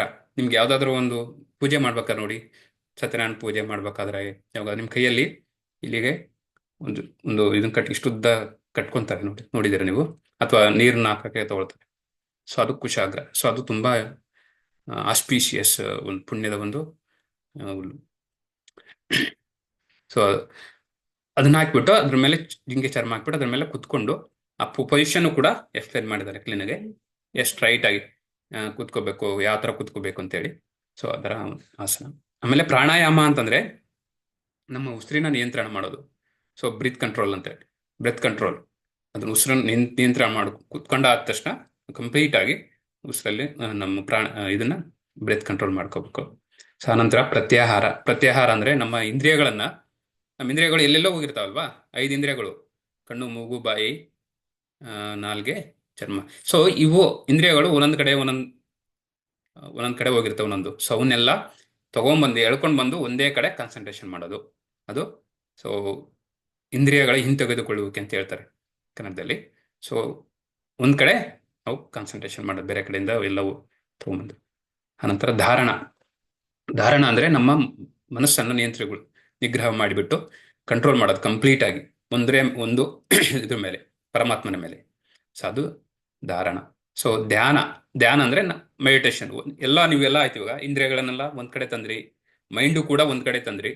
ಸೊ ಕುತ್ಕೊಂಡಿದ್ದೀರಾ, ಆಸನ ಕರೆಕ್ಟಾಗಿ ಪ್ರಾಪರ್ ಆಗಿ ಕುತ್ಕೊಂಡಿದ್ದೀರಾ. ನೆಕ್ಸ್ಟ್ ಧ್ಯಾನ ಮಾಡಕ್ ಸ್ಟಾರ್ಟ್ ಮಾಡ್ತೀವಿ. ಧ್ಯಾನ ಮಾಡಿದ್ದಾದ್ಮೇಲೆ ನೆಕ್ಸ್ಟ್ ಒಂದ್ಸರಿ ನೀವು ಧ್ಯಾನ ಸ್ಟಾರ್ಟ್ ಮಾಡಿದ್ಮೇಲೆ ಫುಲ್ ಏಕಾಗ್ರತೆಯಿಂದ ಫುಲ್ ಕಂಪ್ಲೀಟ್ ಪರಮಾತ್ಮನ ಮೇಲೆ ನಮ್ಮ ಕೇಂದ್ರ ಕಂಪ್ಲೀಟ್ ಆಗಿ ಪರಮಾತ್ಮನ ಮೇಲೆ ಇರೋದು. ಸೊ ಅದು ಸಮಾಧಿ. ಫುಲ್ ನಮ್ಮನ್ನ ಈ ಬಾಡಿಯಿಂದ, ದೇಹವನ್ನ ಕಂಪ್ಲೀಟ್ ಮರೆತುಬಿಟ್ಟು ಅಲ್ಲಿ ಏಕಾಗ್ರತೆ ಚಿತ್ತದಿಂದ ಪರಮಾತ್ಮನ ಮೇಲೆ ಧ್ಯಾನ ಮಾಡೋದು. ಅದು ಸಮಾಧಿ, ಕೊನೆಯ ಸ್ಟೇಜ್. ಅದು ಎಣ್ಣೆದು ಅಂತ. ಇದು ಅಷ್ಟಾಂಗ ಯೋಗ ಆಕ್ಚುಲಿ. ಸೊ ಈ ಅಷ್ಟಾಂಗ ಯೋಗ ಮಾಡುವಂತ ಅರ್ಜುನ್ಗೆ ಹೇಳ್ತಾ ಇದ್ದಾನೆ ಕೃಷ್ಣ. ಸೊ ಸೇಮ್ ಅದರದ್ದೇ ಶ್ಲೋಕ ಇದು, ಇವಾಗ ನಾನು ಹೇಳಿದ್ದು. ಶುಚೌ ದೇಶೇ ಪ್ರತಿಷ್ಠಾಪ್ಯ ಸ್ಥಿರಂ ಆಸನಂ ಆತ್ಮನಃ ನಾತ್ಯುಚ್ಚಿತ್ರಂ ನಾತಿ ನೀಚಂ ಚೈಲಾಚಿನ ಕುಶೋತ್ತರಂ ತತ್ರೈಕಾಗ್ರಂ ಮನಃ ಕೃತ್ವಾ ಯಥಾ ಚಿತ್ತೇಂದ್ರಿಯ ಕ್ರಿಯಃ ಉಪವಿಶ್ವಾಸನೆ ಯಂಜ್ಯಾದ ಯೋಗಂ ಆತ್ಮ ವಿಶುದ್ಧಯೇ. ದಯವಿಟ್ಟು ಯಾರಾದ್ರೂ ಓದ್ತೀರಾ ಇದನ್ನ?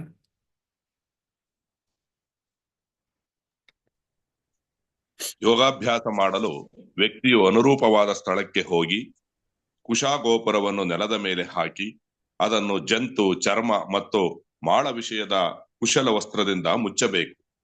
ಆಸನವು ಹತ್ತಿರವೂ ಇಲ್ಲವೇ ಕಡಿಮೆ ಕಡಿವಾಣವಲ್ಲದೆ ಸರಿಯಾದ ಎತ್ತರದಲ್ಲಿ ಇರಬೇಕು ಮತ್ತು ಪವಿತ್ರ ಸ್ಥಳದಲ್ಲಿ ಇರುವುದೂ ಬೇಕು. ನಂತರ ಯೋಗಿ ಅದನ್ನು ಸ್ಥಿರವಾಗಿ ಕುಳಿತುಕೊಂಡು ತನ್ನ ಹೃದಯವನ್ನು ಶುದ್ಧಪಡಿಸಲು ಯೋಗಾಭ್ಯಾಸ ಮಾಡಬೇಕು. ತನ್ನ ಮನಸ್ಸು, ಇಂದ್ರಿಯಗಳು ಮತ್ತು ಕ್ರಿಯೆಗಳ ನಿಯಂತ್ರಣವನ್ನು ಸಾಧಿಸಿ ಮನಸ್ಸನ್ನು ಒಂದು ಗುರಿಯ ಮೇಲೆ ಕೇಂದ್ರೀಕರಿಸಬೇಕು. ಅಧ್ಯಾಯ 6 ಧ್ಯಾನ ಯೋಗ. ಹರಿಬೋಲ್. ಇಲ್ಲಿ ಯಾವ ತರ ಆಸನ ಯಾವ ತರ ಕುತ್ಕೊಳ್ಬೇಕು ಅಂತೇಳಿ. ಸೊ ನಾನು ಹೇಳ್ದಂಗೆ ಕುಶಾಗ್ರ ಹಾಕ್ಬಿಟ್ಟು, ಸೊ ಅದು ಹೋಲಿ ಪ್ಲೇಸ್, ಅದು ಪ್ಲೇಸು ಕೂಡ ತುಂಬ ಸ್ವಲ್ಪ ಎತ್ತರದಲ್ಲಿರಬೇಕು. ಸೊ ಅದು ಒಂದು ಹೋಲಿ ಪ್ಲೇಸ್ ಅಂದರೆ ದೇವರ ಒಂದು ಧಾಮ ಆಗಿರ್ಬೋದು, ಅಂದರೆ ಪವಿತ್ರ ಸ್ಥಳ ಅಂತ ಹೇಳ್ತೀವಿ, ಪವಿತ್ರ ಸ್ಥಳ ಇರಬೇಕು ಅದು, ಈವನ್ ಕಾಡಿನಲ್ಲೂ ಕೂಡ. ಸೊ ಆ ಥರ ಮತ್ತೆ ಜಿಂಕೆ ಚರ್ಮ ಹಾಕ್ಬಿಟ್ಟು ಅನಂತರ ನಾನು ಹೇಳಿದ್ನಲ್ಲ ಆ ಥರ ಒಂದು ಪೊಸಿಷನ್ನಲ್ಲಿ ಕೂತ್ಕೊಂಡು ನಮ್ಮ ಇಂದ್ರಿಯಗಳನ್ನು ಮತ್ತು ಮನಸ್ಸನ್ನು ನಿಗ್ರಹ ಮಾಡಿ ಒಂದೇ ಕಡೆ ಕೇಂದ್ರೀಕರಿಸ್ಬಿಟ್ಟು ನಾವು ಅದು ಸ್ಟಾರ್ಟ್ ಮಾಡೋದು ಅಂತ ಹೇಳಿ. ಸೊ ನನಗೆ ಹೇಳಿ ಹಿರಣ್ಯಕಶಿಪು ಇಡೀ 60,000 ಇಯರ್ಸ್ ಧ್ಯಾನ ಮಾಡಿದ್ರು ಅವರು ಕೂತ್ಕೊಂಡು. ಸೊ ಧ್ರುವ ಮಹಾರಾಜ್ 4 ತಿಂಗಳು ಮಾಡಿದರು ಆ ಥರ ಕೂತ್ಕೊಂಡು. ಸೊ ನಮ್ಮಲ್ಲಿ 4 ಮಿನಿಟ್ಸ್ ಶೇಕ್ ಆಗದಂಗೆ ಕೂತ್ಕೊಳ್ಳೋಕ್ಕಾಗುತ್ತಾನೆ? ಯಾರಾದರೂ ಹೇಳಿ. 4 ನಿಮಿಷ ಆ ಕಡೆ ಈ ಕಡೆ ಶೇಕ್ ಮಾಡ್ದಂಗೆ ಕಾನ್ಸಂಟ್ರೇಷನ್ ಮಾಡ್ಕೊಂಡು ಕೂತ್ಕೊಳ್ಳೋಕ್ಕಾಗತ್ತಾ? ಸೊ ಖಂಡಿತವಾಗೂ ಆಗೋದಿಲ್ಲ ನಮ್ಮ ಕಡೆಯಿಂದ ಅಲ್ವಾ. ಸೊ ಈ ಅಷ್ಟಾಂಗ ಯೋಗ ಮಾಡೋದಕ್ಕೆ ಅದು ಈ ಕಲಿಯುಗದಲ್ಲಿ ಅಸಾಧ್ಯದ ಮಾತು. ಸೊ ಹಾಗಾಗಿ ಅರ್ಜುನನಿಗೆ ಹೇಳ್ತಾ ಇದ್ದಾರೆ, ಅರ್ಜುನಿಗೆ ಇದನ್ನ ಮಾಡು ಅಂತೇಳಿ. ಸೊ ಇಲ್ಲಿ ಯಾವ ಥರ ಅಂತೇಳಿ ಒಂದು ಎಕ್ಸಾಂಪಲ್ ಇಲ್ಲಿ ಧ್ರುವ ಮಹಾರಾಜ್ ಸೊ ಯಾವ ಥರ ಮಾಡಿದ್ರು ಅಂತೇಳಿ. ಸೊ ಧ್ರುವ ಮಹಾರಾಜ್ ಮೊದಲಿಗೆ ಅವರು ಧ್ರುವ ಮಹಾರಾಜ್ ಅವರ ತಂದೆ ಉತ್ಥಾನಪಾದ ಅವರ ತಂದೆ ಸ್ವಯಂಭುವ ಮನು ತಂದೆ ಯಾರು ಯಾರಿಗಾರು ಗೊತ್ತಿದ್ಯಾ?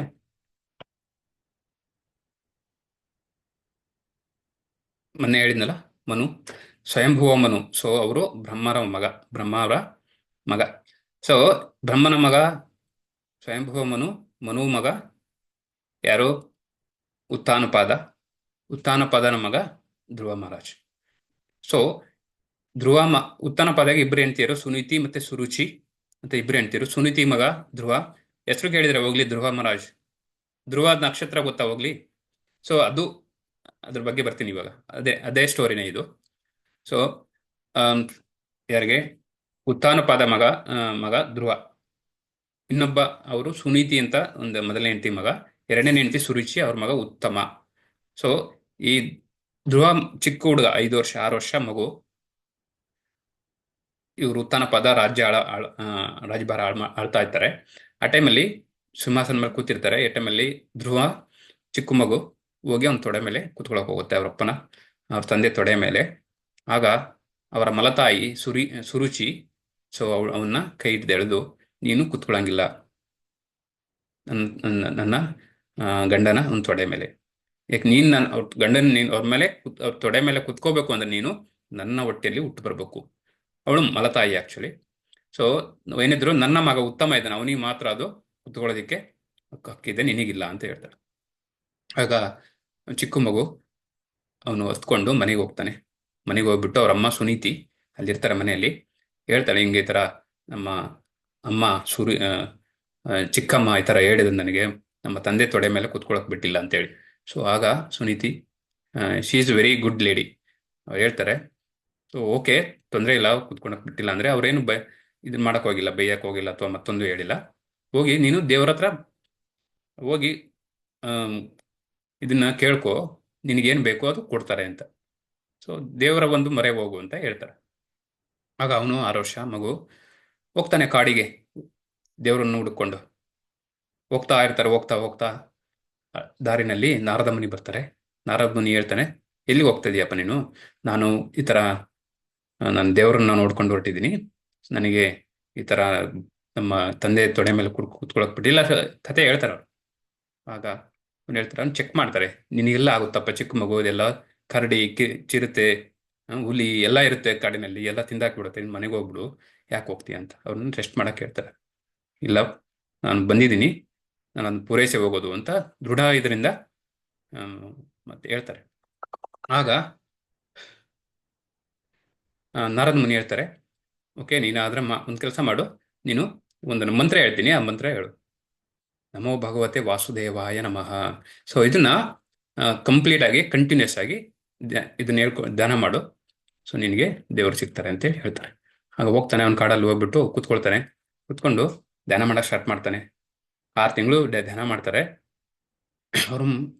ಸೊ ಮೊದಲನೇ ತಿಂಗಳು ಏನಿಲ್ಲ, ಅವರು ಮೊದಲನೇ ತಿಂಗಳು ಬರೀ ಫ್ರೂಟ್ಸು ಮತ್ತೆ ಬೇರೆ ಬೇರೆ ಥರ ಫ್ರೂಟ್ಸ್ ಬೆರೀಸ್ ಅವೆಲ್ಲ ಇರುತ್ತಲ್ಲ. ಸೊ 3 ದಿನಕ್ಕೊಂದ್ಸರಿ ಹಣ್ಣುಗಳು ತಿನ್ಕೊಂಡು ಧ್ಯಾನ ಮಾಡ್ತಾರೆ. ಆಮೇಲೆ ಸೆಕೆಂಡ್ ಮಂತ್ 2ನೇ ತಿಂಗಳು, ಸೊ ಎವ್ರಿ 6 ದಿವಸಕ್ಕೊಂದ್ಸಾರಿ ಈ ಗ್ರಾಸು, ಲೀವ್ಸು, ಎಲೆಗಳು ಮತ್ತೆ ಇದ್ರ ಮೂಲಕ ಅವರು ಅಷ್ಟೇ ಸೇವಿಸ್ತಾರೆ 6 ದಿನಕ್ಕೊಂದ್ಸರಿ. ಆಮೇಲೆ 3ನೇ ತಿಂಗಳು 9 ದಿನಕ್ಕೊಂದ್ಸರಿ ಅವರು ಬರೀ ಗಾಳಿ ಕುಡಿಯೋದು ಈ ಥರದ್ದು. ಸೊ ಊಟ ಎಲ್ಲ ಬಿಟ್ರು. ಸೊ ಆಮೇಲೆ ಇದೇ ಥರ. ಆಮೇಲೆ ನೆಕ್ಸ್ಟು ಬರೀ ಬ್ರೀತಿಂಗ್ ಎಕ್ಸಸೈಸ್ ಅಷ್ಟೇ. ಸೊ ಅವರು ಯಾವ ಥರ ಅಂದರೆ ಇನ್ಹೇಲ್ ಮಾಡ್ತಿದ್ರು ಅಂದರೆ, ಸೊ 12 ದಿವಸಕ್ಕೊಂದ್ಸರಿ ಪ್ರಾಪರಾಗಿ ಉಸಿರಾಡೋದು, ಆ ಥರ ತುಂಬ ಕಂಟ್ರೋಲು, ಉಸಿರಾಡೋದು ಬ್ರೀತಿಂಗ್ ಕಂಟ್ರೋಲ್ ಕಂಪ್ಲೀಟ್ ಅವರು ಮಾಡಿಕೊಂಡು ಇನ್ಹೇಲು ಮತ್ತು ಎಕ್ಸೆಲ್ ಮಾಡೋದು ಉಸಿರಾಟದಲ್ಲಿ. ಸೊ ಅದನ್ನ ಫುಲ್ಲು ಕಂಟ್ರೋಲ್ ಮಾಡಿಕೊಂಡು ಅವರು 6 ತಿಂಗಳು ಕಳೆದ್ರು. ಆಮೇಲೆ ಲಾಸ್ಟ್ ಕೊನೆ ತಿಂಗಳಲ್ಲಿ ಅವರು ಒಂದು ಕಾಲ ಮೇಲೆ ಸಿಂಗಲ್ ಲೆಗ್ಗಲ್ಲಿ ನಿಂತ್ಕೊಂಡು ವಿತೌಟ್ ಶೇಕ್ ಮಾಡ್ದಂಗೆ ಸೊ ಬಾಡಿನ ಕಂಪ್ಲೀಟ್ ದೇವರ ಮೇಲೆ ಒಂದು ಕೇಂದ್ರೀಕರಿಸಿ ಅದೇ ನಾಮವನ್ನು ಹೇಳ್ಕೊಂತು ಓಂ ಭಗವತೆ ವಾಸುದೇವಾಯ ನಮಃ ಮಾಡಿದರು. ಆಮೇಲೆ ಶ್ರೀ ದೇವರು ಪ್ರತ್ಯಕ್ಷ ಆಗಿ ವಿಷ್ಣು ಬಂದ್ರಲ್ಲಿ ಪ್ರತ್ಯಕ್ಷ ಆದ್ಮೇಲೆ ಅವರು ಕೇಳ್ತಾರೆ, ನಿನಗೆ ಏನಪ್ಪ ಬೇಕು, ಕಣ್ಬಿಡು, ಕಣ್ಣು ಓಪನ್ ಮಾಡು, ಏನ್ ಬೇಕು ನಿನಗೆ ಅಂತ. ತುಂಬಾ ರಿಗೋರಸ್ ಅದು ಧ್ಯಾನ. ಅದು ಆ ಮಗು ಮಾಡ್ತಿರೋದು, ನಿನಗೇನ್ ಬೇಕಪ್ಪ ಅಂತ ಕೇಳ್ತಾರೆ. ಅವನು ಹೋಗಿದ್ದೇನಕ್ಕೆ, ನನಗೆ ನಮ್ಮಪ್ಪ ನನ್ಗೆ ಕುತ್ಕೊಳಕ್ ಬಿಡ್ಲಿಲ್ಲ, ನನಗೆ ನಮ್ಮಪ್ಪನ ಗ್ರ್ಯಾಂಡ್ ಫಾದರ್ ಯಾರು, ಬ್ರಹ್ಮ ಇರೋ ತರ ಒಂದು ದೊಡ್ಡ ಒಂದು ಲೋಕ ಬೇಕು ನಾನು ಅಂತ ಕೇಳ್ತಾನೆ. ಬರೀ ಜಸ್ಟ್ ಅವರಪ್ಪನ ಇರೋ ಒಂದು ಪ್ರಪಂಚ ಬೇಡ, ಅವರ ತಾತನ ಪ್ರಪಂಚ ಕೇಳ್ತಾನೆ. ನಾನು ನಮ್ಮ ತಾತನ ಬ್ರಹ್ಮನ ಒಂದು ಲೋಕ ನನಗೆ ಬೇಕು ಅಂತ ಆ ಥರ ಹೋಗಿದ್ದ ಅವನು. ಸೊ ದೇವರು ನೋಡಿದ ತಕ್ಷಣ ಅವನು ಎಲ್ಲ ಮರ್ತ ಅಂದರೆ, ಸೊ ನನಗೇನು ಬೇಕಿಲ್ಲ, ನಿನ್ನ ದರ್ಶನ ಸಿಗ್ತಲ್ಲ ಅಷ್ಟೇ ಸಾಕು ನನಗೆ ಅಂತ ಹೇಳ್ತಾನೆ. ಸೊ ಅವನು ಹೋಗಿದ್ದು ಮೆಟೀರಿಯಲ್ ಭೌತಿಕ ಒಂದು ಆಸೆಯಿಂದ ಹೋಗಿದ್ದು, ಬಟ್ ಆದರೆ ಅವನೇನು ಕೇಳೋದಿಲ್ಲ. ಆಗ ದೇವ್ರು ಹೇಳ್ತಾನೆ, ನಿನಗೇನು ಬೇಡವಾ, ಹೋಗು ನಿನ್ನ ಮನೆಗೆ ವಾಪಸ್ಸು, ನಿನಗೋಸ್ಕರ ನಾನು ನಿನ್ನ ಒಂದು ತಪಸ್ಸು ನೋಡಿ ನಾನು ಮೆಚ್ಚುಗೆಯಾಗಿ ನಿನಗೋಸ್ಕರ ಒಂದು ಲೋಕನ ಸೃಷ್ಟಿ ಮಾಡಿದ್ದೀನಿ. ಅದೇ ಧ್ರುವ ಲೋಕ, ನಾರ್ತ್ ಪೋಲ್ ಸ್ಟಾರ್. ಸೊ ಅವನಿಗೋಸ್ಕರ ಸೃಷ್ಟಿ ಮಾಡ್ತಾರೆ. ವಾಪಸ್ ಹೋಗ್ಬಿಟ್ಟು ರಾಜ್ಯಭಾರ ಆಳ್ತಾನೆ. ಅವನು ರಾಜ ಆಗ್ತಾನೆ. ಅದೇ ಇದರಲ್ಲಿ ರಾಜ್ಯಭಾರ ಮಾಡಿ ಒಂದು ಸ್ವಲ್ಪ ರಾಜ್ಯಭಾರ ಮಾಡಿದಾದ್ಮೇಲೆ ಕೊನೆಗೆ ಅವನ ಲೋಕಕ್ಕೆ ಹೋಗ್ತಾನೆ. ಆ ಲೋಕ ಅಂದರೆ ಅದೇ ಇವರು ವಿಷ್ಣು ರೆಡಿ ಮಾಡಿಕೊಟ್ಟಿದ್ರಲ್ಲ, ಧ್ರುವ ನಕ್ಷತ್ರ ಧ್ರುವ ಲೋಕ.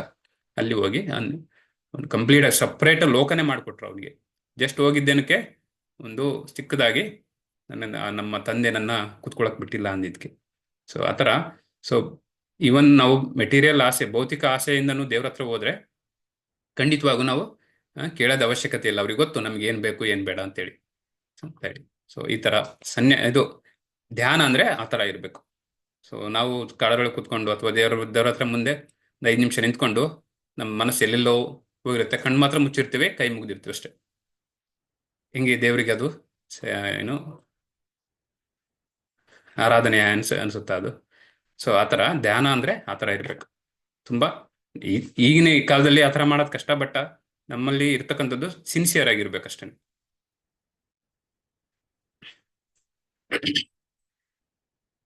ಸೊ ಮುಂದಿನ ಶ್ಲೋಕ.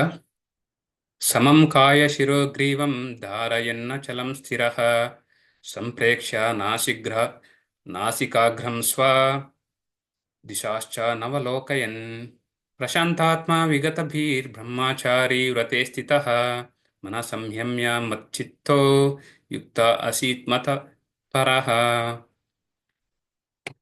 ಯಾರಾದ್ರೂ ಓದ್ತೀರಾ ಇದನ್ನ?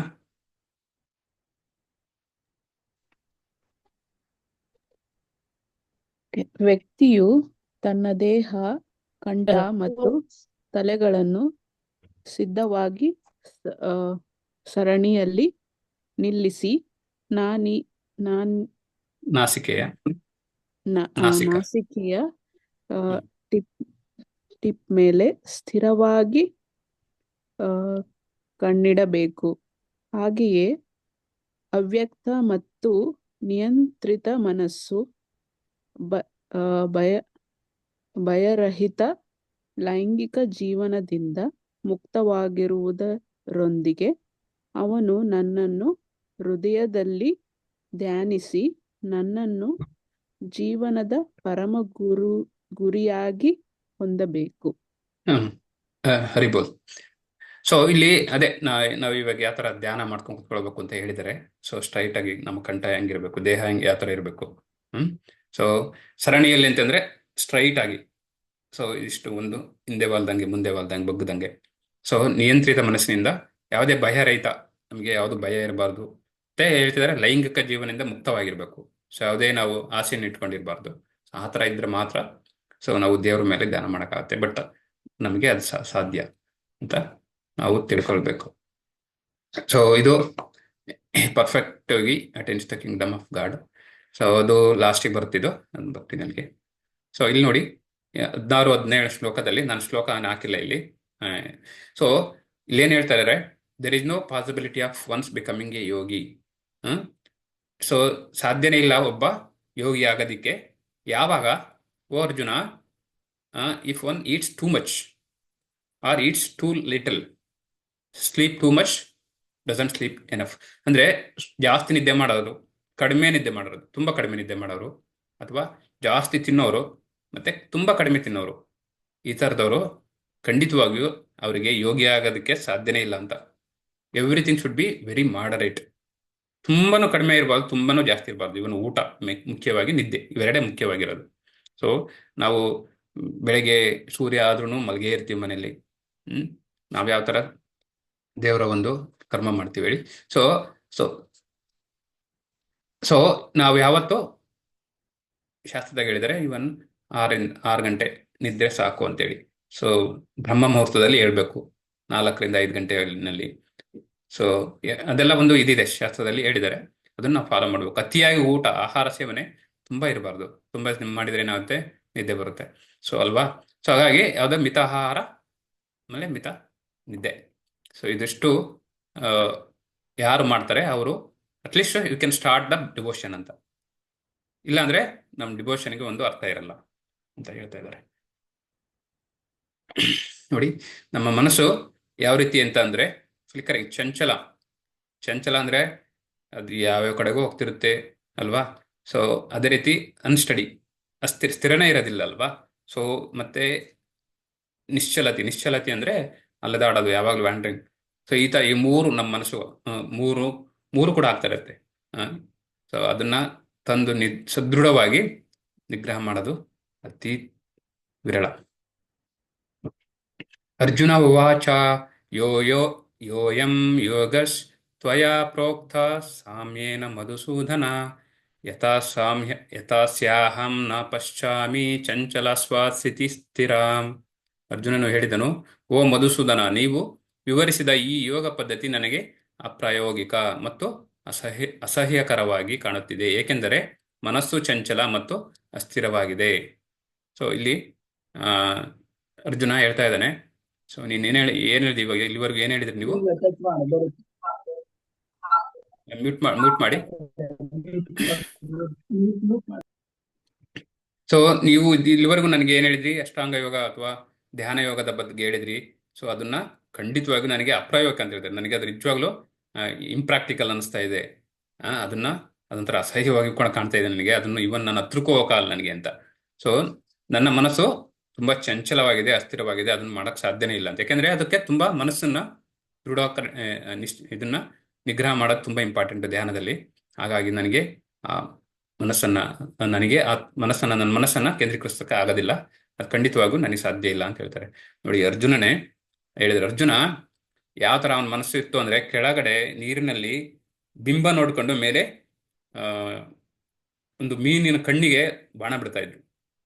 ಅಂದ್ರೆ ಅಷ್ಟು ಅವನ ಮನಸ್ಸು ಹೆಂಗ್ ಕೇಂದ್ರೀಕೃತ ಆಗ್ತಿತ್ತು ಅವನ ಬಿಲ್ವಿದ್ಯೆನಲ್ಲಿ ಅಂತಂದ್ರೆ, ಬಿಲ್ವಿದ್ಯೆ ಅಂದ್ರೆ ಸುಮ್ಮನೆ ಅಲ್ಲ, ಸುಮ್ಮನೆ ಜಸ್ಟ್ ನಾವು ಹಿಂಗ್ ತಗೊಂಡೋಗಿ ಬಿಡೋದಲ್ಲ, ಅದು ಅಷ್ಟು ಕೇಂದ್ರೀಕೃತವಾಗಿದ್ದು ಮನಸ್ಸು. ಅಂದ್ರೆ ಆ ತರ ಮನುಷ್ಯನೇ ಕೂಡ, ಆ ತರ ಅರ್ಜುನ ನನಗೆ ಆಗ್ತಾ ಇಲ್ಲ, ನನ್ನ ಮನಸ್ಸು ಚಂಚಲ ಅಂತ ಹೇಳ್ತಿದ್ದಾನೆ ಅಂತಂದ್ರೆ, ನಾವು ಕಲಿಯುಗದಲ್ಲಿ ಈ ಮನಸ್ಸಿಟ್ಕೊಂಡು ನಾವು ಯಾವ ರೀತಿ ಧ್ಯಾನ ಮಾಡೋಕ್ಕಾಗುತ್ತೆ ಹೇಳಿ ಅಲ್ವಾ? This is impossible. ಇವನ್ ಅರ್ಜುನನ ಕೂಡ ಇಂಪಾಸಿಬಲ್ ಅಂತ ಹೇಳಿದ್ದಾರೆ ನಮಗೆ. Even you cannot go nearby. Shri Bhagavan ಉವಾಚ ಅಸಂಶಯಂ ಮಹಾಬಾಹೋ ಮನೋ ದುರ್ಮುಖ್ಯಂ ಛಲಂ ಅಭ್ಯಾಸೇನ ತು ಕೌಂತೆಯ ವೈರಾಗ್ಯೇಣ ಚ ಗ್ರಹ್ಯತೆ. ಶ್ರೀಕೃಷ್ಣ ಹೇಳಿದರು, ಓ ಕೌಂತೆಯ, ಶಕ್ತಿಶಾಲಿ ಚಂಚಲ ಮನಸ್ಸನ್ನು ನಿಯಂತ್ರಿಸುವುದು ನಿಷ್ಕರ್ಷಣೆಯಾದರೆ ಬಹುಶಃ ತುಂಬಾ ಕಠಿಣವಾದರೂ ಸೂಕ್ತ ಅಭ್ಯಾಸ ಮತ್ತು ವೈರಾಗ್ಯದಿಂದ ಅದು ಸಾಧ್ಯ. ಇಲ್ಲಿ ಯಾವುದರಿಂದ ಸಾಧ್ಯ? ಈ ಭಗವಾನ್ ಶ್ರೀಕೃಷ್ಣ ಪರಮಾತ್ಮ ಹೇಳ್ತಾ ಇದ್ದಾರೆ, ಸೊ ನಿನಗೆ ಆಗೋದಿಲ್ಲ ಅಂತ ಹೇಳ್ತೀಯ. ಮತ್ತೆ ಯಾವುದರಿಂದ ಸಾಧ್ಯ ಹಾಗಾದ್ರೆ ಅಂದ್ರೆ ಮುಖ್ಯವಾಗಿ 2 ಪಾಯಿಂಟ್ ಹೇಳಿದ್ದಾರೆ ಇಲ್ಲಿ. ಯಾವ್ದು 2 ಪಾಯಿಂಟ್? ಅದು practice by detachment. So practice ಸಾಧನ ಮತ್ತೆ ಡಿಟ್ಯಾಚ್ಮೆಂಟ್ ಅಂದ್ರೆ ವೈರಾಗ್ಯ, ಇವೆರಡು. ಸೊ ಇವೆರಡರ ಮೂಲಕ ಮಾತ್ರ ಸಾಧ್ಯ ಅಂತ. ಸೂಕ್ತ ಅಭ್ಯಾಸ ಮತ್ತು ವೈರಾಗ್ಯ. So practice and detachment. So practice ಅಷ್ಟೇ. ಅದಕ್ಕೆ ಬೇರೆ there is no shortcut for the practice. So ಮನಸ್ಸನ್ನ ಕೇಂದ್ರೀಕರಿಸಬೇಕು ಅಂದ್ರೆ ಪ್ರಾಕ್ಟೀಸ್ ಬಿಟ್ರೆ ಬೇರೆ there is no other way ಅಂತ. ಸೊ ಕಂಪ್ಲೀಟ್ ಆಗಿ ಪ್ರಾಕ್ಟೀಸ್ ಮಾಡಿ ಮಾಡಿ ಮಾಡಿ ಮಾಡಿ ಸೊ ಆಟೋಮೆಟಿಕ್ ಆಗಿ ಅದು ನೀವನ್ನ ಅದನ್ನ ನಿಗ್ರಹ ಮಾಡ್ಬೋದು ಅಂತ. ಸೊ ಮುಖ್ಯವಾಗಿ ಏನಂದ್ರೆ ನಾವು ಡಿಟ್ಯಾಚ್ ಆಗಬೇಕು. ಯಾವುದರಿಂದ? ಭೌತಿಕ ವಸ್ತುಗಳಿಂದ. ಈ ಮೆಟೀರಿಯಲ್ ಥಿಂಗ್ಸ್ ಏನಿದೆಯಲ್ಲ ಅದರಿಂದ ಡಿಟ್ಯಾಚ್ ಆಗಿದ್ರೆ ಆಟೋಮೆಟಿಕ್ ಆಗಿ mind only one way is possible. Only ಒಂದು ದಾರಿ. ಮನಸ್ಸನ್ನ ನಾವು ಯಾವಾಗ ಈ ಭೌತಿಕ ವಸ್ತುಗಳಿಂದ ಹೊರಗೆ ತೆಗಿತೀವಿ ಆಟೋಮೆಟಿಕ್ ಆಗಿ ಅದು ದೇವರ ಕಡೆ ಹೋಗುತ್ತೆ. ಸೊ ಇಲ್ಲ ನನ್ನ ಮನಸ್ಸನ್ನು ಭೌತಿಕ ವಸ್ತುಗಳಿಗೆ ಇಟ್ಕೊಂಡು ದೇವ್ರ ಹತ್ರನೂ ಇಟ್ಕೊಂತೀನಿ ಅಂದ್ರೆ ಎರಡೂ ಕಷ್ಟ ಬ್ಯಾಲೆನ್ಸ್ ಮಾಡೋದು. ಸೊ ಹಾಗಾಗಿ ಒಂದ್ ಕಡೆ ಕಡಿಮೆ ಆದ್ರೆ ಇನ್ನೊಂದ್ ಕಡೆ ಜಾಸ್ತಿ. ಆ ಥರ ಈ ಬ್ಯಾಲೆನ್ಸ್ ಇದಿರುತ್ತಲ್ಲ, ತಕ್ಕಡಿ ಇದು ಹಂಗೆ. ಸೊ ಒಂದ್ ಕಡೆ ಜಾಸ್ತಿ ಆದಾಗ ಇನ್ನೊಂದ್ ಕಡೆ ಮೇಲೆ ಎದ್ದೇಳುತ್ತೆ, ಈ ಕಡೆ ಜಾಸ್ತಿ ಆದಾಗ ಈ ಕಡೆ ಮೇಲೆ. ಸೊ ಹಾಗೆ ಇದು ಯಾವಾಗ ನಾವು ಡಿಟ್ಯಾಚ್ ಆಗ್ತೀವಿ ಭೌತಿಕ ವಸ್ತುಗಳ, ಡಿಟ್ಯಾಚ್ ಅಂದ್ರೆ ಅದ್ರ ಮೇಲೆ ಆಸೆ ಇರಬಾರ್ದು. ಸೊ ನೆಸಿಟಿ ಎಲ್ಲರಿಗೂ ಬೇಕು. ಸೊ ಅದರಿಂದ ಕಡಿಮೆ ಮಾಡ್ಕೊಂಡ್ರೆ ಆಟೋಮೆಟಿಕ್ ಆಗಿ ನಮ್ಮ ಮನಸ್ಸು ಕೂಡ ದೇವ್ರ ಜೊತೆ ದೇವ್ರ ಹತ್ರ ನಾವು ಮನಸ್ಸನ್ನ ನಿಗ್ರಹ ಮಾಡ್ಬೋದು.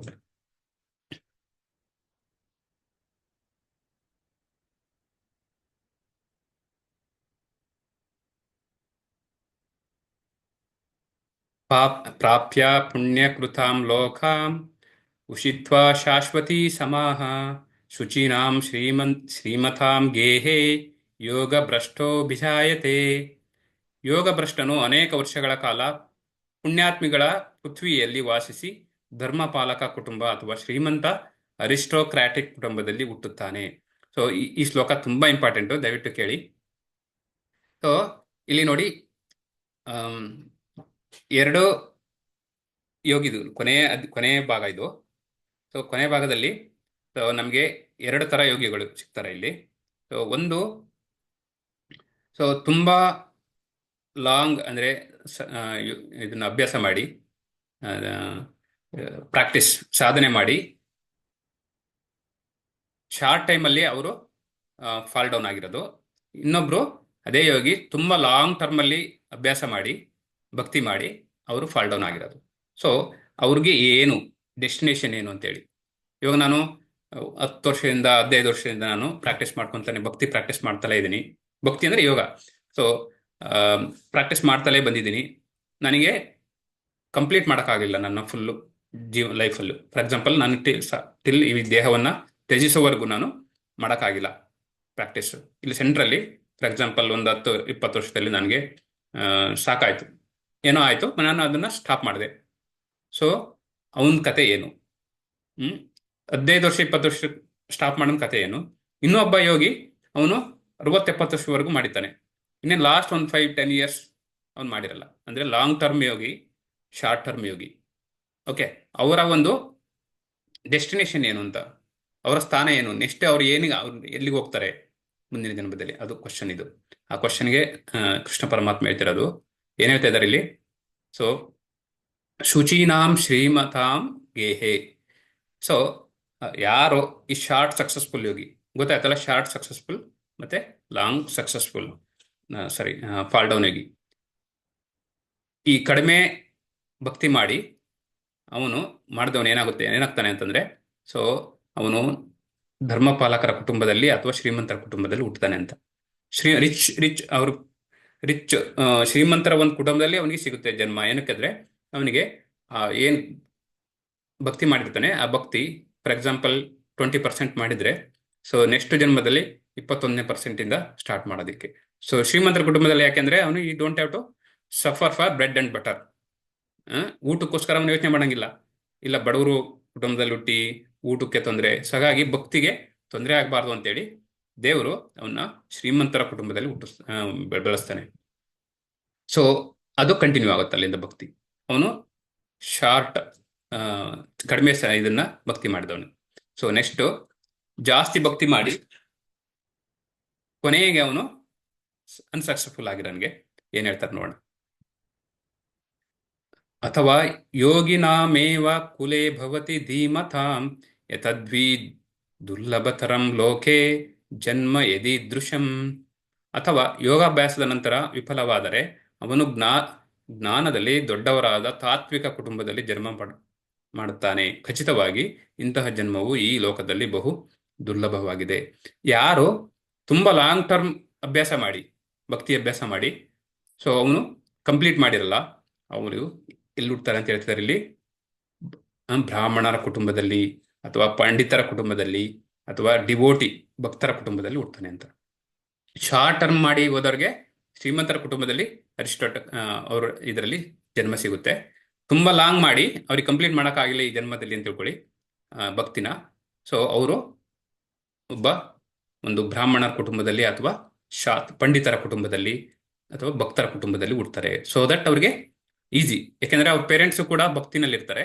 ಸೊ ಆಟೋಮೆಟಿಕ್ ಆಗಿ ಅವರು ಈಸಿಯಾಗಿ ಸ್ಟಾರ್ಟ್ ಮಾಡ್ಬೋದು. ಸೊ ಅವರು ಎಲ್ಲಿ ಸ್ಟಾಪ್ ಮಾಡಿರ್ತಾರೆ, 60-70% ಮಾಡಿರ್ತಾರೆ. ಸೊ ನೆಕ್ಸ್ಟ್ ಜನ್ಮದಲ್ಲಿ 71% ಇಂದ ಸ್ಟಾರ್ಟ್ ಆಗುತ್ತೆ. So there is no loss in the spiritual devotion. So but materially ನೀವೇನೇ ಮಾಡಿದ್ರು ಅದು 0 ನೆಕ್ಸ್ಟ್ ಜನ್ಮಕ್ಕೆ. ಸೊ ಒಂದು ಕರ್ಮ ಮಾತ್ರ ಬರುತ್ತೆ ನಮ್ಮ ಜೊತೆಗೆ, ಅದ್ ಬಿಟ್ರೆ ನಮ್ಮಲ್ಲಿ ಬೇರೆ ಏನು ಮಾಡಿದ್ದೇನು ಸಿಗೋದಿಲ್ಲ. ಸೊ ಇದು ಭಗವದ್ಗೀತೆಯಲ್ಲಿ ಹೇಳಿದರೆ ತುಂಬಾ ಇಂಪಾರ್ಟೆಂಟು, ಅರ್ಥ ಮಾಡ್ಕೋಬೇಕು. ಭಕ್ತಿ ಮಾಡೋದ್ರಿಂದ ನಮ್ಗೆ ಏನು ಅಂತೇಳಿ. ಇವನ್ ನಾವು ಕಂಪ್ಲೀಟ್ ಮಾಡೋಕ್ಕಾಗಿಲ್ಲ ಅಂದ್ರೂ ನಮ್ಗೆ ಅಟ್ಲೀಸ್ಟ್ ಮನುಷ್ಯನ ಜನ್ಮ ಸಿಗುತ್ತೆ, ಅದು ಕಾಯಂ. ಇಲ್ಲಿ ಹೇಳ್ತಿದ್ದೆ ನೋಡಿ, ಖಚಿತವಾಗಿ. ಸೊ ಅಟ್ಲೀಸ್ಟ್ ನೆಕ್ಸ್ಟ್ ಜನ್ಮದ ಮನುಷ್ಯನ ಜನ್ಮ ಸಿಗುತ್ತೆ. ಇಲ್ಲಾಂದ್ರೆ ಏನಾಗಿದೆ ನಾವು ಗೊತ್ತಿಲ್ಲ, ನಮ್ಗೆ ಏನಾಗ್ಬಿಡ್ತೀವೋ ನೆಕ್ಸ್ಟ್ ಜನ್ಮ.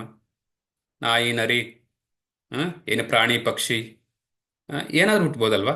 ಸೊ ಅದಕ್ಕೆ ಭಕ್ತಿ ಮಾಡಿ ಅಂತ ಎಲ್ಲರಿಗೂ ನಮ್ಮ ಕಡೆಯಿಂದ ವಿನಂತಿ.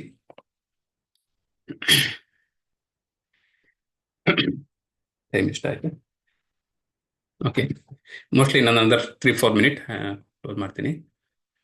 ಯೋಗಿನಾಮಪಿ ಸರ್ವೇಷಾಂ ಮದ್ಗತೇನಾಂತರಾತ್ಮನ ಶ್ರದ್ಧವಾನ್ ಭಜತೆ ಮಾಂ ಸಮೇ ಯುಕ್ತ ತಮೋ ಮತಃ. ಯಾರು ಸದಾ ನನ್ನಲ್ಲಿಯೇ ಇರುವನು, ತನ್ನಲ್ಲಿರುವ ನನ್ನನ್ನು ಕುರಿತು ಚಿಂತಿಸುವನು, ನನ್ನನ್ನು ಭಜಿಸುವನು, ಅವನೇ ಎಲ್ಲ ಯೋಗದಲ್ಲಿ ನನ್ನೊಡನೆ ಅತ್ಯಂತ ಆತ್ಮೀಯವಾಗಿ ಒಂದಾಗಿರುವನು ಮತ್ತು ಅವನೇ ಎಲ್ಲರಿಗಿಂತ ಶ್ರೇಷ್ಠನಾದವನು. ಇದು ನನ್ನ ಅಭಿಪ್ರಾಯ. ನೋಡಿ, ಇದು ಕೂಡ ತುಂಬಾ ಇಂಪಾರ್ಟೆಂಟ್ ಅಲ್ವಾ. ಯಾರು ಸಕ್ಸಸ್ಫುಲ್ ಯೋಗಿ ಅಂತ ನಾವು ನೋಡಿದ್ವಲ್ಲ ಪೀಠಿಕೆನಲ್ಲಿ. ಸೊ ಈ ಅನ್ಸಕ್ಸಸ್ಫುಲ್ ಯೋಗಿ ನೋಡಿದ್ವಿ. ಅನ್ಸಕ್ಸಸ್ಫುಲ್ ಅಂದ್ರೆ ಈ ಜನ್ಮದಲ್ಲಿ ನಮಗೆ ಕಂಪ್ಲೀಟ್ ಮಾಡೋಕ್ಕಾಗಿಲ್ಲ ಭಕ್ತಿ 100%. ಅವನ ಕತೆ ಏನು ಅಂತ, ಮುಂದಿನ ಈ ಜನ್ಮ ಹೇಗಿರುತ್ತೆ ಒಂದು ಅಂತ ನೋಡಿದ್ವಿ ಅಲ್ವಾ. 2 ಥರದ ನೋಡಿದ್ವಿ, short term, long term, unsuccessful. ಇದು ಯಾರು ಸಕ್ಸಸ್ಫುಲ್, ಇವಾಗ ನಾವು ಈ ಜನ್ಮದಲ್ಲೇ ನಾವು ಕಂಪ್ಲೀಟ್ 100% ಭಕ್ತಿ ಮಾಡಿಬಿಟ್ವಿ, ಅವನ ಕತೆ ಏನು ಅಂತ. ಅವನ ಕತೆ ಏನು, ಅವನು ನೆಕ್ಸ್ಟ್ ಯಾರು ನನ್ನಲ್ಲಿ ಸದಾ ಅವನ ಮನಸ್ಸನ್ನೇ ಇಟ್ಟು ನನ್ನ ಬಗ್ಗೆನೇ ಯೋಚನೆ ಮಾಡಿ ಯಾರು ಭಜಿಸುವನು ಅಂದ್ರೆ ವರ್ಷಿಪ್ ಮಾಡ್ತಾನೆ, ಅವನು ಎಲ್ಲಾ ಯೋಗಿಗಳಲ್ಲಿ ಅತ್ಯುತ್ತಮ ಯೋಗಿ ಅಂತ. ಅವನು ನನ್ನನ್ನು ಸೇರ್ತಾನೆ ಅಂತ, ಆತ್ಮೀಯಾಗಿ ಒಂದಾಗಿರುವನು ಅಂತ, ನನ್ನ ಜೊತೆ ಬಂದು ಸೇರ್ಕೊಳ್ತಾನೆ ಅವನು ಅಂತ. ಅಂದ್ರೆ ನನ್ನ ಜೊತೆ ಅಂದ್ರೆ ಎಲ್ಲಿಗೆ ಹೋಗ್ತಾನೆ ಅವನು? ಗೋಲೋಕ ಅಥವಾ ವೈಕುಂಠ. ಅದು ಮೇಲಿನ ಲೋಕ, ಅದು ಆಧ್ಯಾತ್ಮಿಕ ಲೋಕ. ಈ ಭೌತಿಕ ಲೋಕವನ್ನು ತೊರೆದು ಆಧ್ಯಾತ್ಮಿಕ ಲೋಕಕ್ಕೆ ಹೋಗ್ತಾನೆ. ಸೊ ಇಲ್ಲ, ನಾನು ಆಧ್ಯಾತ್ಮಿಕ ಲೋಕಕ್ಕೆ ಹೋಗೋದು ಬೇಡ ಅಂತಂದ್ರೆ ಇಲ್ಲೇನೆ ಅವನಿಗೆ ಒಳ್ಳೆ ಒಂದು ಭಕ್ತಿ ಮಾಡೋದಕ್ಕೆ ಅವಕಾಶ ಸಿಗುತ್ತೆ ಕೂಡ. ಸೊ ಕೆಲವರಿಗೆ ನನಗೆ ಲಿಬರೇಷನ್ ಬೇಕಿಲ್ಲ, ಮುಕ್ತಿ ಬೇಕಿಲ್ಲ ಅಂತ ಸುಮಾರು. ಇವಾಗ ನೋಡಿ, ಭಕ್ತ ಪ್ರಹ್ಲಾದ ನರಸಿಂಹ ದೇವ್ ಬಂದಾಗ ಅವರು ಹಿರಣ್ಯಕಶಿಪುನ ಕೊಂದು ಪ್ರಹ್ಲಾದಗೆ ಹೇಳ್ತಾರೆ, ಬಾ ನಾನು ಹೋಗ್ತೀನಿ, ಕರ್ಕೊಂಡು ಹೋಗ್ತೀನಿ. ಸೊ ಸಾಕು ಈ ಪ್ರಪಂಚ ನಿನಗೆ, ಸೊ ನಿನ್ನ ಭಕ್ತಿ ತುಂಬಾ ಮೆಚ್ಚಿ, ಅವನು ತುಂಬಾ ಯಾವಾಗಲೂ ನಾರಾಯಣ. ಸೊ ನಾರಾಯಣ ಬಿಟ್ಟು ಬೇರೆ ಏನಿಲ್ಲ ಅವನು ಇಡೀ ಮೈಯಲ್ಲೆಲ್ಲ ಕೂಡ ಬರೀ ನಾರಾಯಣನೇ ಇದ್ದಿದ್ದು. ಸೊ ಹಂಗಾಗಿ ನಿನ್ನ ಭಕ್ತಿ ಮೆಚ್ಚಿ ಬಾ ನನ್ನ ಲೋಕಕ್ಕೆ ನಾನು ಹೋಗೋಣ, ಕರ್ಕೊಂಡು ಹೋಗ್ತೀನಿ ನೀನು ಅಂತ ಅವ್ರು ಕರೀತಾರೆ. ಬಟ್ ಪ್ರಹ್ಲಾದ ಹೇಳ್ತಾನೆ, ನಾನು ಬರೋದಿಲ್ಲ. ಸೊ ನಾನು ಇಲ್ಲೇ ಇದ್ದು ನಾನು ನಿಮ್ಮ ಒಂದು ಇದನ್ನ ಭಕ್ತಿಯನ್ನು ಎಲ್ಲರಿಗೂ ನಾನು ಹಂಚುತ್ತೀನಿ ಅಂತೇಳಿ ಆವಾಗ್ಲೇನೆ ಅವ್ರಿಗೆ ಇದ್ರ ಮೇಲೆ ಕೂರಿಸ್ತಾನೆ, ಸಿಂಹಾಸನ ಮೇಲೆ ರಾಜ ಮಾಡ್ತಾನೆ, ಚಿಕ್ಕ ಮಗುನೇ. ಸೊ ಅವಾಗಿನಿಂದ ಕಂಪ್ಲೀಟ್ ಆಗಿ ಅವ್ರು ರಾಜ್ಯಭಾರ ಮಾಡಿ ಇಡೀ ಅವರ ಒಂದು ರಾಜ್ಯನ ಒಂದು ಒಳ್ಳೆಯ ಇದರಿಂದ ಅವರು ಭಕ್ತಿ ಮಾರ್ಗದಲ್ಲಿ ಕೊಂಡೊಯ್ತಾರೆ. ಸೊ ಅವರ ಭಕ್ತ ಪ್ರಹ್ಲಾದನ ಮೊಮ್ಮಗನೇ ಬಲಿ ಮಹಾರಾಜ್. ಬಲಿ ಮಹಾರಾಜ್ ಹೆಸರು ಕೇಳಿದಿರಲ್ವಾ? ಭಕ್ತ ಪ್ರಹ್ಲಾದನ ಮೊಮ್ಮಗ. ಸೊ ಬಲಿ ಮಹಾರಾಜ್.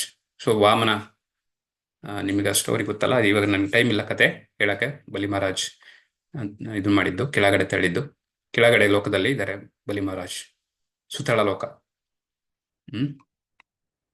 ಸೊ ಅಂದ್ರೆ ಯಾರು ಸಕ್ಸಸ್ಫುಲ್ ಯೋಗಿಗೆ ಅವ್ರಿಗೆ ಒಂದು ಡೆಸ್ಟಿನೇಷನ್ ಯಾವುದು ಅಂತ. ಸೊ ಅದು ಇಂಪಾರ್ಟೆಂಟ್.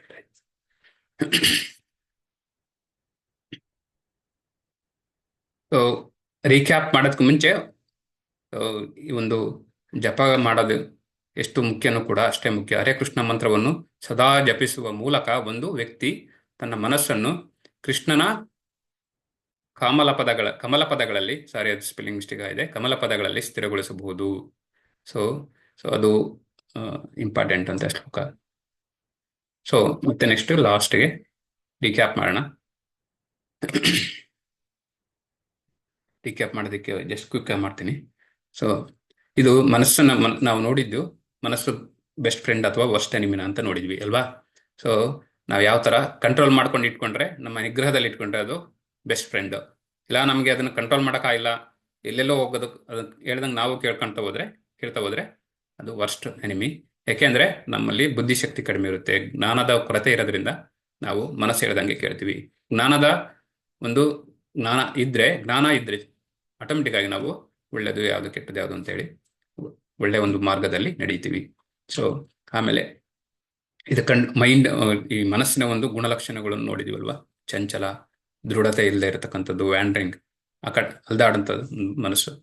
ಸೊ ಆಮೇಲೆ ಈ ಅತಿಯಾದ ಆಹಾರ, ಅತಿಯಾದ ನಿದ್ದೆ ಏನಾಗುತ್ತೆ ಅದರಿಂದ, ಅಥವಾ ಇವನ್ ತುಂಬಾ ಕಡಿಮೆ ನಿದ್ದೆ, ತುಂಬಾ ಕಡಿಮೆ ಊಟನೂ ಕೂಡ ನಮ್ಮ ಭಕ್ತಿಗೆ ಒಂದು ಉಪಯೋಗ ಇರಲ್ಲ ಅಂತ.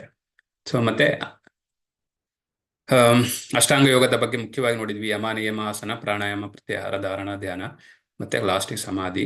ಸೊ ಅದನ್ನ ಅರ್ಜುನ ಕಂಪ್ಲೀಟ್ ಆಗಿ ತಿರಸ್ಕರಿಸಿದ್ರು, ನನ್ನ ಕೈಲಿ ಆಗೋದಿಲ್ಲ ಅಂತೇಳಿ. ಸೊ ಕೊನೆಗೆ ಅನ್ಸಕ್ಸಸ್ಫುಲ್ ಯೋಗಿ ಅವರ ಒಂದು ಮುಂದಿನ ಒಂದು ಜನ್ಮ ಹೇಗಿರುತ್ತೆ ಅಂತೇಳಿ, ಸಕ್ಸಸ್ಫುಲ್ ಯೋಗಿ ಜನ್ಮ ಹೇಗಿರುತ್ತೆ, ಅವನ ಗುಣಲಕ್ಷಣಗಳು. ಸೊ ಇಷ್ಟು ಇವತ್ತಿನ ಒಂದು ಅಧ್ಯಾಯ 6. ಸೊ ಮೊದಲನೇ ಒಂದು ವಿಭಾಗ ಮುಗಿತು. ಸೊ 3 ವಿಭಾಗ ಭಗವದ್ಗೀತೆಯಲ್ಲಿ. ಫಸ್ಟ್ ಕರ್ಮಯೋಗ, ಮೊದಲನೇ 6 ಅಧ್ಯಾಯಗಳು, ಕೊನೆಯ 6 ಅಧ್ಯಾಯಗಳು ಜ್ಞಾನ ಯೋಗ, ಮಧ್ಯದ 6 ಅಧ್ಯಾಯಗಳು ಭಕ್ತಿ ಯೋಗ. ಮುಂದಿನ ವಾರ ಮಂಗಳವಾರ ನಾವು US ಮಂಡೇ ನಾವು ಭಕ್ತಿ ಯೋಗ ಸ್ಟಾರ್ಟ್ ಮಾಡ್ತಾ ಇದ್ದೀವಿ. ಸೊ ಇಲ್ಲಿ ನಿಮ್ಗೆ ಏನಾದರೂ ಕ್ವಶನ್ಸ್ ಇದ್ರೆ ಕೇಳ್ಬೋದು ಇವಾಗ.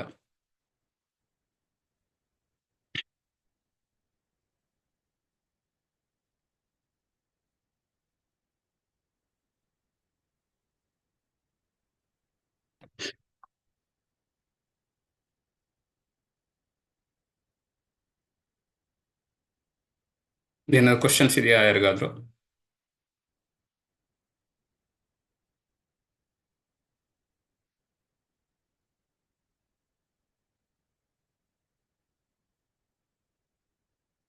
ಎಲ್ಲ ಅರ್ಥ ಆಯ್ತಾ?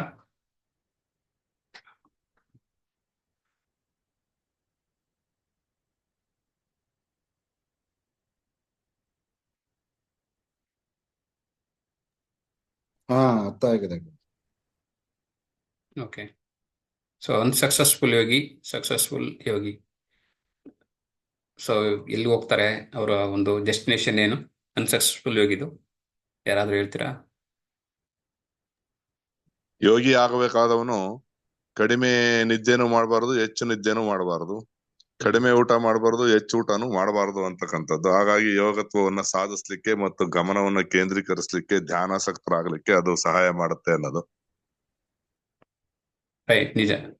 ಹರಿಬೋಲ್ ರಂಗಣ್ಣ ಪ್ರಭುಗೆ.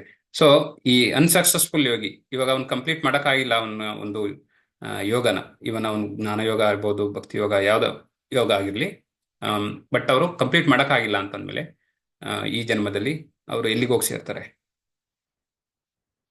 ಇವಾಗ ಸ್ವಲ್ಪ ಮಾಡಿದ್ರು ಭಕ್ತಿ, ಅವ್ರಿಗೆ ಕಂಪ್ಲೀಟ್ ಮಾಡೋಕ್ಕಾಗಿಲ್ಲ 100%, ಅವರು ಎಲ್ಲಿಗೆ ಸೇರ್ತಾರೆ? ಅವ್ರ ಮುಂದಿನ ಜನ್ಮ ಹೇಗಿರುತ್ತೆ? ಅವರು ಶ್ರೀಮಂತ ವರ್ಗದಲ್ಲಿ ಹುಡ್ತಾರೆ. ಹರಿಬೋಲ್,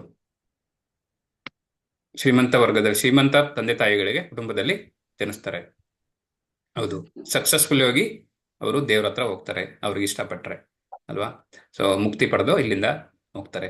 even long term unsuccessful Yogi ಇನ್ನ ತುಂಬಾ ಮಾಡಿ ಭಕ್ತಿನ ಅವರು ಈ ಜನ್ಮದಲ್ಲಿ ಇನ್ನ ಕಂಪ್ಲೀಟ್ ಮಾಡೋಕ್ಕಾಗಿಲ್ಲ ಅಂದ್ರೆ ಅವ್ರು ಎಲ್ಲಿ ಹೋಗ್ತಾರೆ? ಭಕ್ತರ ಹೊಟ್ಟೆ